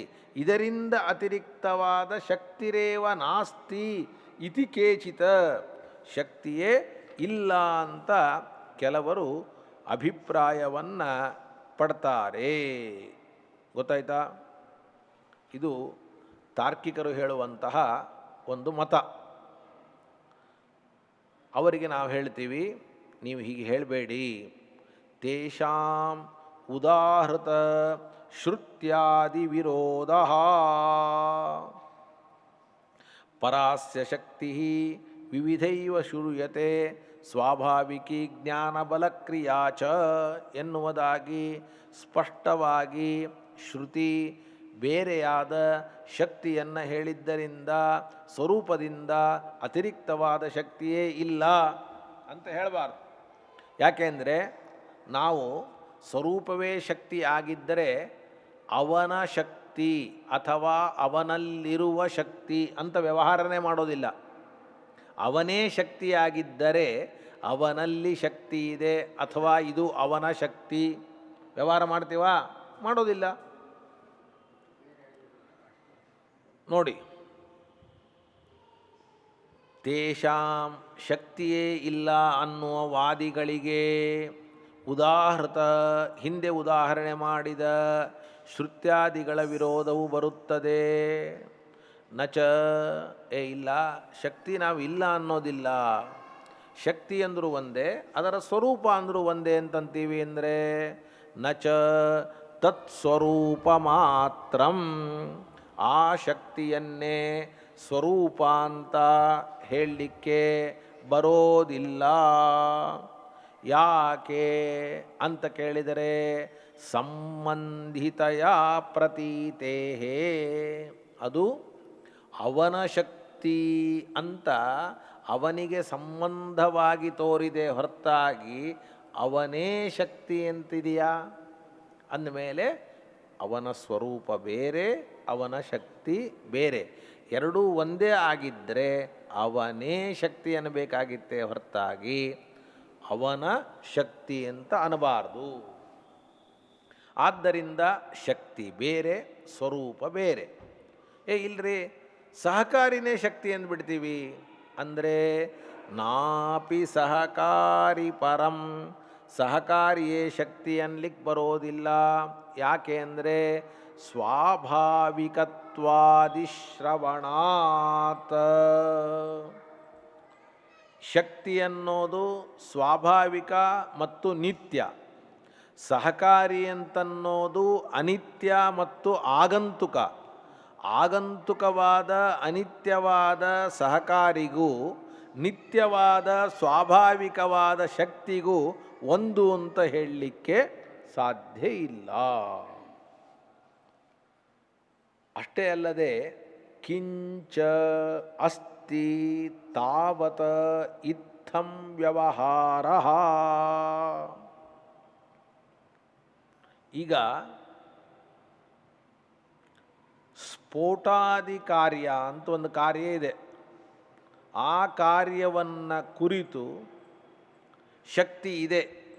ಶಕ್ತಿ ಇದ್ದರೂ ಕೂಡ ಸಹಕಾರಿ ಇಲ್ಲದೆ ಇದ್ದರೆ ಆ ಸ್ಫೋಟ ಅನ್ನುವ ಕಾರ್ಯವನ್ನು ಅಗ್ನಿಯಿಂದ ಹುಟ್ಟಿಸ್ಲಿಕ್ಕೆ ಆಗೋದಿಲ್ಲ. ಅಗ್ನಿಯಿಂದ ಏನಾಗ್ತದೆ? ಸ್ಫೋಟ ಆಗ್ತದೆ. ಯಾವಾಗ ಅಂತಂದರೆ ಅದು ಸ್ಮಶಾನದ ವಿಷಯ. ಸ್ಮಶಾನದಲ್ಲಿ ದೇಹಕ್ಕೆ ಅಗ್ನಿ ಸ್ಪರ್ಶ ಮಾಡಿದಾಗ ಸ್ವಲ್ಪ ಹೊತ್ತಾದ್ಮೇಲೆ ಠಪ್ ಅಂತ ಹೊಡಿತದೆ. ಹಾಗಾದರೆ ಅದು ಯಾವುದರಿಂದ ಆಯಿತು? ಅಗ್ನಿಯಿಂದ ಆಯಿತು. ಸ್ಫೋಟ ಯಾವುದರಿಂದ ಆಯಿತು? ಅಗ್ನಿಯಿಂದ ಆಯಿತು. ಹಾಗಾದರೆ ನಾವು ಕೇಳ್ತೇವೆ, ಅಗ್ನಿಯಿಂದ ಸ್ಫೋಟವಾಗಬೇಕಾದರೆ ಬರೀ ಅಗ್ನಿ ಇದ್ದರೆ ಸ್ಫೋಟವಾಗ್ತದೆಯಾ? ಅಗ್ನಿಗೆ ಆ ದೇಹದ ಸಂಬಂಧ ಆದರೆ ಸ್ಫೋಟವಾಗ್ತದೆಯಾ? ಆ ದೇಹ ಸಂಬಂಧ ಅನ್ನೋದೇ ಸಹಕಾರಿ. ಹಾಗಾದರೆ ಒಂದು ವೇಳೆ ಸಹಕಾರಿ ಮತ್ತು ಶಕ್ತಿ ಎರಡೂ ಒಂದೇ ಆಗಿದ್ದರೆ ಇದರಿಂದ ಅದು ಆಯಿತು ಹೇಳಲಿಕ್ಕೆ ಬರೋದಿಲ್ಲ. ಅಗ್ನಿ ದೇಹ ಸಂಬಂಧದಿಂದ ಸ್ಫೋಟವನ್ನು ಉಂಟು ಮಾಡಿತು ಅಂತ ಹೇಳಬೇಕಾದರೆ ಅಗ್ನಿಯಲ್ಲಿರುವ ಶಕ್ತಿ ಆ ದೇಹ ಸಂಬಂಧ ಎರಡೂ ಒಂದೇ ಆಗಿದ್ದರೆ ಆಗ ಈ ಮಾತನ್ನು ನಾವು ಹೇಳಲಿಕ್ಕೆ ಸಾಧ್ಯ ಇಲ್ಲ. ನೋಡಿ, ಏನು ವ್ಯವಹಾರ ಇದೆ ಅಂದರೆ ಸ್ಫೋಟಾಧಿಕಾರ್ಯಂ ಪ್ರತಿ ಶಕ್ತಿಮಾನಪಿ. ಸ್ಫೋಟ ಇವೇ ಮೊದಲಾದ ಸುಡುವ ಕಾರ್ಯ, ಇವೇ ಮೊದಲಾದ ಕಾರ್ಯವನ್ನು ಕುರಿತು ಶಕ್ತಿಮಾನಪಿ ದಹನಃ. ಶಕ್ತಿ ಉಳ್ಳದ್ದಾಗಿದ್ದರೂ ಕೂಡ ಅಗ್ನಿಯು ಯಾವಾಗ ತನ್ನ ಕೆಲಸವನ್ನು ಮಾಡ್ತದೆ ಅಂತಂದರೆ ದೇಹ ಸಂಯೋಗಾದಿ ಸಹಕಾರಿ ವಿರಹಾತ್. ದೇಹ ಸಂಯೋಗ ಎನ್ನುವ ಸಹಕಾರಿ ಇದ್ದಿದ್ದಿಲ್ಲ ಅಂತಂದರೆ ನ ತದಜೀಜನತ, ಅದು ಏನು ಮಾಡ್ತಾ ಇರಲಿಲ್ಲ? ಸ್ಫೋಟವನ್ನು ಮಾಡ್ತಾ ಇರಲಿಲ್ಲ. ಹಾಗಾದರೆ ಸ್ಫೋಟವನ್ನು ಯಾವುದು ಮಾಡುತ್ತೆ? ಅಗ್ನಿಯಲ್ಲಿರುವ ಶಕ್ತಿ ಮಾಡುತ್ತೆ. ಯಾವಾಗ ಮಾಡುತ್ತೆ? ಸಹಕಾರಿ ಇದ್ದಾಗ ಮಾಡುತ್ತೆ. ಆ ಸಹಕಾರಿಯೇ ನೀವು ಶಕ್ತಿ ಅಂತಂದುಬಿಟ್ರೆ ಆಗ ಶಕ್ತಿ ಇದ್ದೇ ಇದೆ, ಮಾಡಲಿ. ಸಹಕಾರಿ ಇಲ್ಲದೇ ಮಾಡಲಿ. ಯಾಕೆಂದರೆ ಸಹಕಾರಿನೇ ಶಕ್ತಿ ಅಂತ ನೀವು ಹೇಳ್ತಾ ಇದ್ದೀರಲ್ಲ. ಅದಕ್ಕೆ ಸಹಕಾರಿಯೇ ಶಕ್ತಿ ಅಲ್ಲ. ಇಲ್ಲ, ನಾವು ಸಹಕಾರಿಯನ್ನು ಅನ್ನೋದಿಲ್ಲ, ಆ ಸ್ವರೂಪವನ್ನೇ ಶಕ್ತಿ ಅಂದ್ಬಿಡ್ತೀವಿ. ವನ್ನಿ ಸ್ವರೂಪ, ಅಗ್ನಿ ಸ್ವರೂಪ, ಅದನ್ನೇ ನಾವು ಶಕ್ತಿ ಅಂತಂತೀವಿ. ಅಂದರೆ ತತ್ರ ನತಾವತ ಶಕ್ತಿ ಶಬ್ದೇನ ವನ್ನಿ ಸ್ವರೂಪ ಮಾತ್ರ ಉಚ್ಯತೆ. ಶಕ್ತಿ ಅನ್ನುವ ಶಬ್ದದಿಂದ ವನ್ನಿ ಸ್ವರೂಪವನ್ನು ಹೇಳ್ತೀವಿ ಅಂತಂದರೆ ಹೇಳಲಿಕ್ಕೆ ಸಾಧ್ಯ ಇಲ್ಲ. ಯಾಕೆ ಅಂದರೆ ಮತುಪಹ ವೈಯರ್ಥ್ಯ ಪ್ರಸಂಗಾತ್. ಏನು? ಮತುಪಹ ವೈಯರ್ಥ್ಯ ಪ್ರಸಂಗಾತ್. ಮತುಪ್ ಅಂತ ಪ್ರತ್ಯಯ ಇದೆ. ಯಾವ ಪ್ರತ್ಯಯ ಇದೆ ಅಂದರೆ ದುಡ್ಡೇ ಆ ವ್ಯಕ್ತಿ ಆಗಿದ್ದರೆ ಆಗ ಅವನನ್ನು ಧನವಾನ್ ಅನ್ನಬಾರ್ದು, ಅವನನ್ನೇ ಧನ ಅನ್ನಬೇಕು. ಇದು ವಾನ್ ಅಂತಿದೆಯಲ್ಲ, ಅದೇ ಮತು ಪ್ರತ್ಯಯ. ಹಾಗೆ ಇಲ್ಲಿಯೂ ಕೂಡ ಅಗ್ನಿಯೇ ಶಕ್ತಿ ಅನ್ನೋದಿಲ್ಲ, ಶಕ್ತಿಮಾನ್ ಅಗ್ನಿ ಅಂತಾರೆ. ಶಕ್ತಿಮಾನ್ ಅಗ್ನಿ ಅಂತ ಯಾವಾಗ ಅನ್ನಬೇಕು? ಅಗ್ನಿಗೂ ಶಕ್ತಿಗೂ ಭೇದ ಇದ್ದರೆ ಅನ್ನಬೇಕೇ ಹೊರತಾಗಿ ಅಗ್ನಿಯೇ ಶಕ್ತಿ ಆಗಿದ್ದರೆ ಶಕ್ತಿಮಾನ್ ಅಗ್ನಿ ಅಂತ ಹೇಳಲಿಕ್ಕೆ ಸಾಧ್ಯ ಇಲ್ಲ. ನೋಡಿ, ತತ್ರ ನತಾವತ ಶಕ್ತಿ ಶಬ್ದೇನ ವನ್ನಿಸ್ವರೂಪ ಮಾತ್ರ ಉಚ್ಯತೆ. ವನ್ನಿಸ್ವರೂಪವೇ ಶಕ್ತಿ ಆಗಿದ್ದರೆ ಮತುಪಃ ವೈಯರ್ಥ್ಯ ಪ್ರಸಂಗಾತ್ ನಾಪಿ ಸಹಕಾರಿ ಸಮವಧಾನಂ ತದಭಾವಸ್ಯ ಉಕ್ತತ್ವಾತ್. ಇನ್ನು ಸಹಕಾರಿ ಅನ್ನುವುದೇ, ಸಹಕಾರಿ ಸಮವಧಾನವೇ, ಸಹಕಾರಿ ಮೇಲನವೇ ಶಕ್ತಿ ಅಂತಂತೀವಿ ಅಂತಂದರೆ ಅದು ಅಲ್ಲ ಅಂತ ಈಗಾಗಲೇ ಹೇಳಿದ್ದೇವೆ. ದಹನತ್ವ ಸಾಮಾನ್ಯಮೇವ ಶಕ್ತಿರಿತಿ ಚೇತ್. ಇಲ್ಲ, ಅಗ್ನಿಯಲ್ಲಿ ಒಂದು ಅಗ್ನಿತ್ವ ಅಂತ ಜಾತಿ ಇದೆ, ಆ ಜಾತಿಯೇ ನಾವು ಶಕ್ತಿ ಅಂತಂತೀವಿ ಅಂತಂದರೆ ಅದನ್ನು ಹೇಳಲಿಕ್ಕೆ ಬರೋದಿಲ್ಲ. ಕಥಂ ತರ್ಹಿ ಸ್ವರೂಪ ಸಹಕಾರಿ ಸಮವಧಾನಾತಿರಿಕ್ತ ನಾಸ್ತಿ.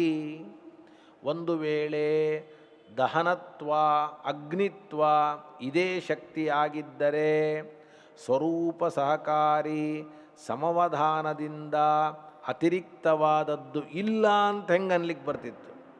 ಇಲ್ಲ ಅಂತಂದೀರಿ ಅಂತಂದ ಮೇಲೆ ಅದು ಆಗಲಿಕ್ಕೆ ಸಾಧ್ಯ ಇಲ್ಲ. ಇದರ ಮೇಲೆ ಅವರಂತಾರೆ, ಇಲ್ಲ, ನಾವು ಸಹಕಾರಿಯಿಂದ ಬೇರೆ ಆದದ್ದು ಅಂತ ಅನ್ನೋದಿಲ್ಲ, ಸಹಕಾರಿಯಲ್ಲೇ ಸೇರಿದ್ದು ಅಂತಂತೀವಿ. ಅಂದರೆ ಸಾಮಾನ್ಯಮಪಿ ಸಹಕಾರಿ ವರ್ಗಾಂತರ್ಗತಂ ಇತಿ ಚೇತ್. ಸಾಮಾನ್ಯವೂ ಕೂಡ ಸಹಕಾರಿಯ ಒಳಗೆ ಸೇರಿದೆ ಅಂತಂದರೆ ಮತ್ತೆ ಪ್ರಶ್ನೆ, ತತ ಕಿಂ ಪ್ರತ್ಯಕ್ಷಂ ಅಪ್ರತ್ಯಕ್ಷಂ ವಾ. ಸಹಕಾರಿಯ ಒಳಗೆ ಶಕ್ತಿ ಸೇರಿದರೆ ಆ ಶಕ್ತಿ ನಮ್ಮ ಕಣ್ಣಿಗೆ ಕಾಣಿಸ್ತದೆಯೋ ಕಾಣಿಸೋದಿಲ್ಲವೋ? ಕಾಣಿಸ್ತದೆ ಅಂತಂದರೆ ಆದ್ಯೆ ದಹನ ದರ್ಶನೆ ಸ್ಫೋಟ ಜನನ ಶಕ್ತಿ ಜಿಜ್ಞಾಸ ನ ಸ್ಯಾತ್. ನಮಗೆ ಆ ಶಕ್ತಿಯೇ ಸಹಕಾರಿ, ಸಹಕಾರಿಯೇ ಶಕ್ತಿ ಅಂತ ಎರಡೂ ಕೂಡ ಒಂದೇ ಆಗಿ ಅದು ಕಣ್ಣಿಗೆ ಕಾಣೋದು ಅಂತಾಗಿದ್ದರೆ, ಕಣ್ಣಿಗೆ ಕಾಣೋದು ಅಂತ ಆಗಿದ್ದರೆ ನಮಗೆ ವನ್ನಿ ಕಣ್ಣಿಗೆ ಕಾಣುವಾಗಲೇ, ಬೆಂಕಿಗಂತೂ ಕಣ್ಣಿಗೆ ಕಾಣಿಸ್ತಲ್ಲ, ಕಾಣುವಾಗಲೇ ಅದರಲ್ಲಿ ಇರುವ ಶಕ್ತಿಯೂ ಕೂಡ ನಮ್ಮ ಕಣ್ಣಿಗೆ ಕಾಣಿಸಿಬಿಡಬೇಕು.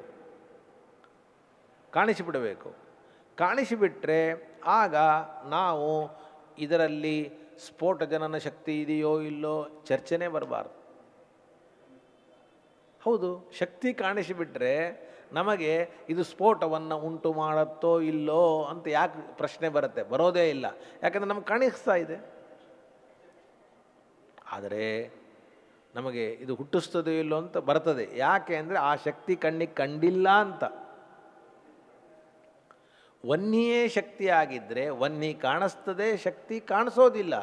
ಮತ್ತೆ ಹೇಗೆ ಹೇಳೋದು ನೋಡಿ?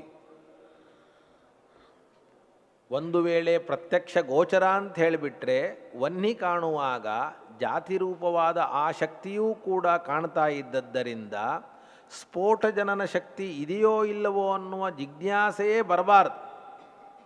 ಇಲ್ಲ, ನಾವು ಕಣ್ಣಿಗೆ ಕಾಣೋದಿಲ್ಲ ಅಂತಂತೀವಿ ಅಂತಂದರೆ ಆಗ ಜಾತಿಯು ಪ್ರತ್ಯಕ್ಷ ಅಂತ ಒಪ್ಪುವಂತಹ ನೈಯಾಯಿಕರಿಗೆ ಅಪಸಿದ್ಧಾಂತ ಬರ್ತದೆ. ಯಾಕೆ ಅಂತಂದರೆ ಅವರು ಕಣ್ಣಿಗೆ ಕಾಣಿಸ್ತದೆ.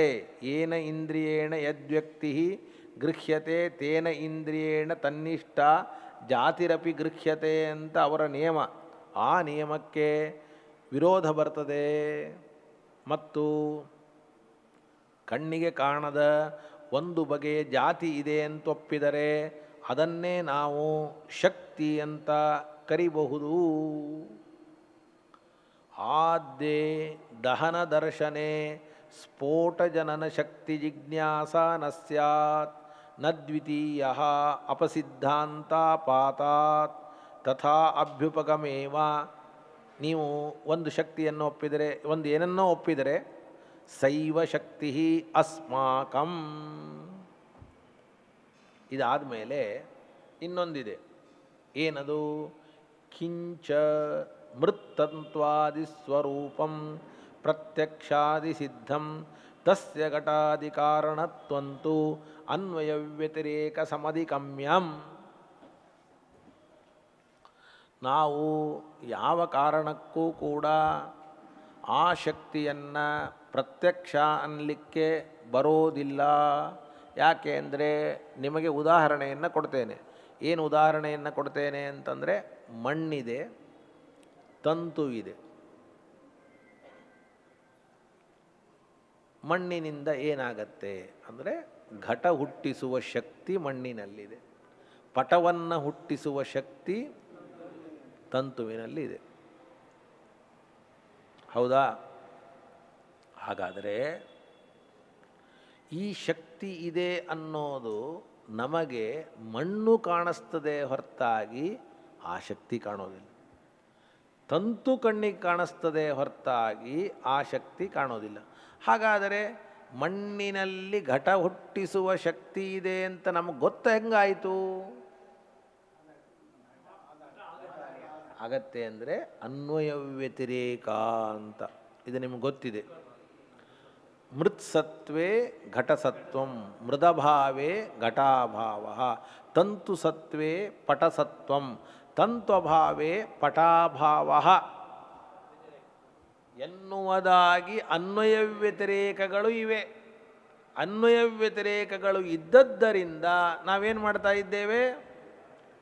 ಒಂದಕ್ಕೆ ಒಂದು ಕಾರಣ ಅಥವಾ ಆ ಹುಟ್ಟಿಸುವ ಶಕ್ತಿ ಇದೆ ಅಂತ.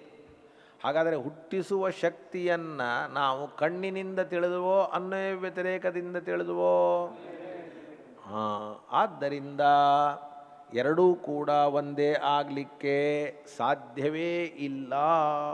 ನೋಡಿ, ಮೃತ್ತಂತ್ವಾದಿಗಳ ಸ್ವರೂಪ, ಮಣ್ಣಿನ ಸ್ವರೂಪ, ತಂತುವಿನ ಸ್ವರೂಪ ಇದು ಪ್ರತ್ಯಕ್ಷಾದಿಗಳಿಂದ ಸಿದ್ಧವಾಗಿದೆ. ಆದರೆ ತಸ್ಯ ಘಟಾದಿ ಕಾರಣತ್ವಂತು, ಮಣ್ಣು ಘಟಕ್ಕೆ ಕಾರಣವಾಗಿದೆ ಅನ್ನೋದು, ತಂತು ಪಟಕ್ಕೆ ಕಾರಣ ಅನ್ನೋದು ಯಾವುದರಿಂದ ಗೊತ್ತಾಗಿದೆ? ಕಣ್ಣಿನಿಂದ ಗೊತ್ತಾಗಿಲ್ಲ. ಅನ್ವಯ ವ್ಯತಿರೇಕ ಸಮಧಿಗಮ್ಯಂ. ಅನ್ವಯ ವ್ಯತಿರೇಕ ಗ್ರಹಣ ಉಪಾಯಶ್ಚ ಸಾಮಾನ್ಯಂ. ಇನ್ನು ಅನ್ವಯ ವ್ಯತಿರೇಕಗಳ ಗ್ರಹಣವನ್ನು ಮಾಡುವಂತಹ ಏನು ಒಂದು ಉಪಾಯ ಇದೆ, ಅದು ಅನ್ವಯ ವ್ಯತಿರೇಕ ಸಹಚಾರಗಳು ತಿಳಿಯುವುದಾದರೂ ಕೂಡ ಜಾತಿಯಿಂದ. ಆ ಜಾತಿ ಅನ್ನೋದು ಪ್ರತ್ಯಕ್ಷಾದಿಗಳಿಂದ ಸಿದ್ಧವಾಗಿದೆ ಅಂತ ಅವರು ಒಪ್ತಾರೆ. ಆದ್ದರಿಂದ ನೋಡಿ, ಅನ್ವಯ ವ್ಯತಿರೇಕ ಗ್ರಹಣಕ್ಕೆ ಉಪಾಯವಾದದ್ದು ಜಾತಿ. ಆ ಜಾತಿಯಾದರೂ ಕೂಡ ಪ್ರತ್ಯಕ್ಷದಿಂದ ಸಿದ್ಧ ಅಂತ ಪರೇಣಾಪಿ ಸ್ವೀಕೃತಂ, ಪರಕೀಯರು ಕೂಡ ಸ್ವೀಕಾರ ಮಾಡಿದ್ದಾರೆ. ನ ಚ ಕಾರಣತ್ವಂ ಸ್ವರೂಪಂ ಸಹಕಾರಿ ಸಮವಧಾನಂ ವಾ ಸ್ವರೂಪಸ್ಯ ಅನ್ವಯ ವ್ಯತಿರೇಕ ಅನಪೇಕ್ಷ ಅಧಿಗತತ್ವಾತ್.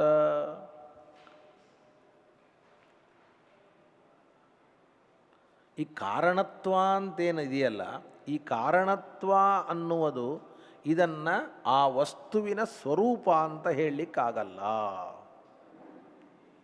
ಗೊತ್ತಾಯ್ತಾ?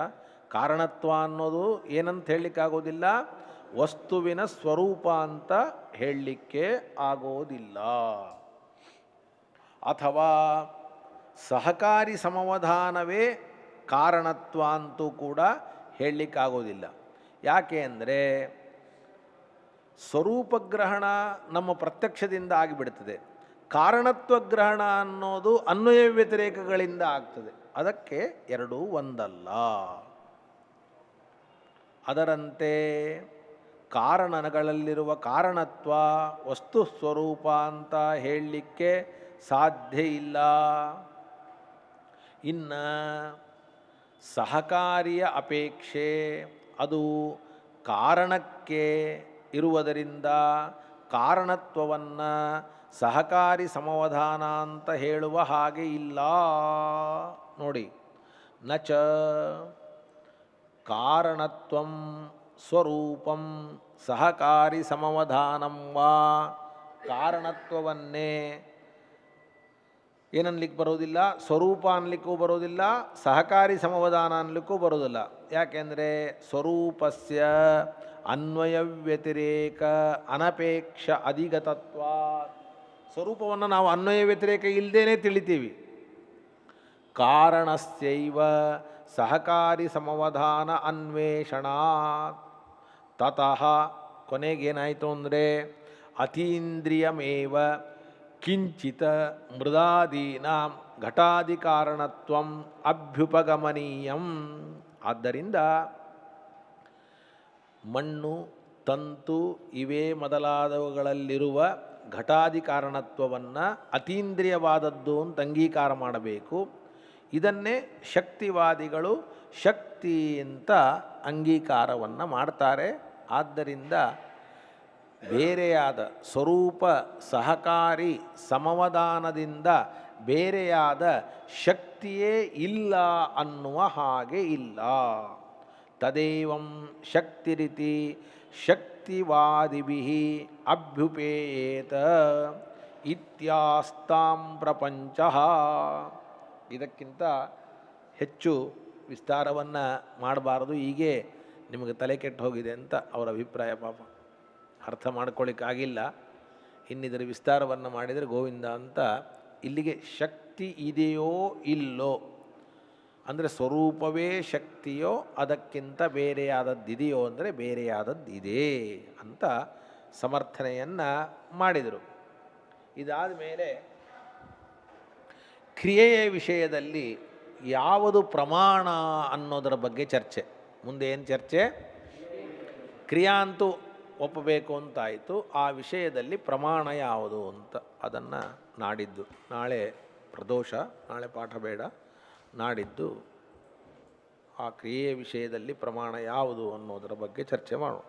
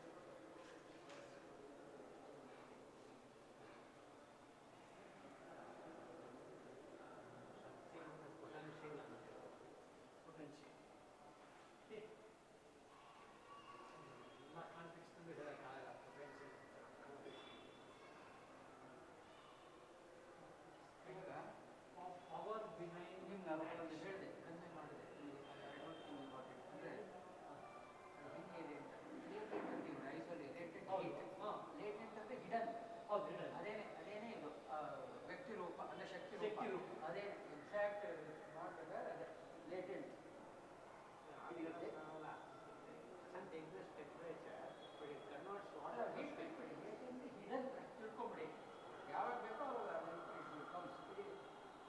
I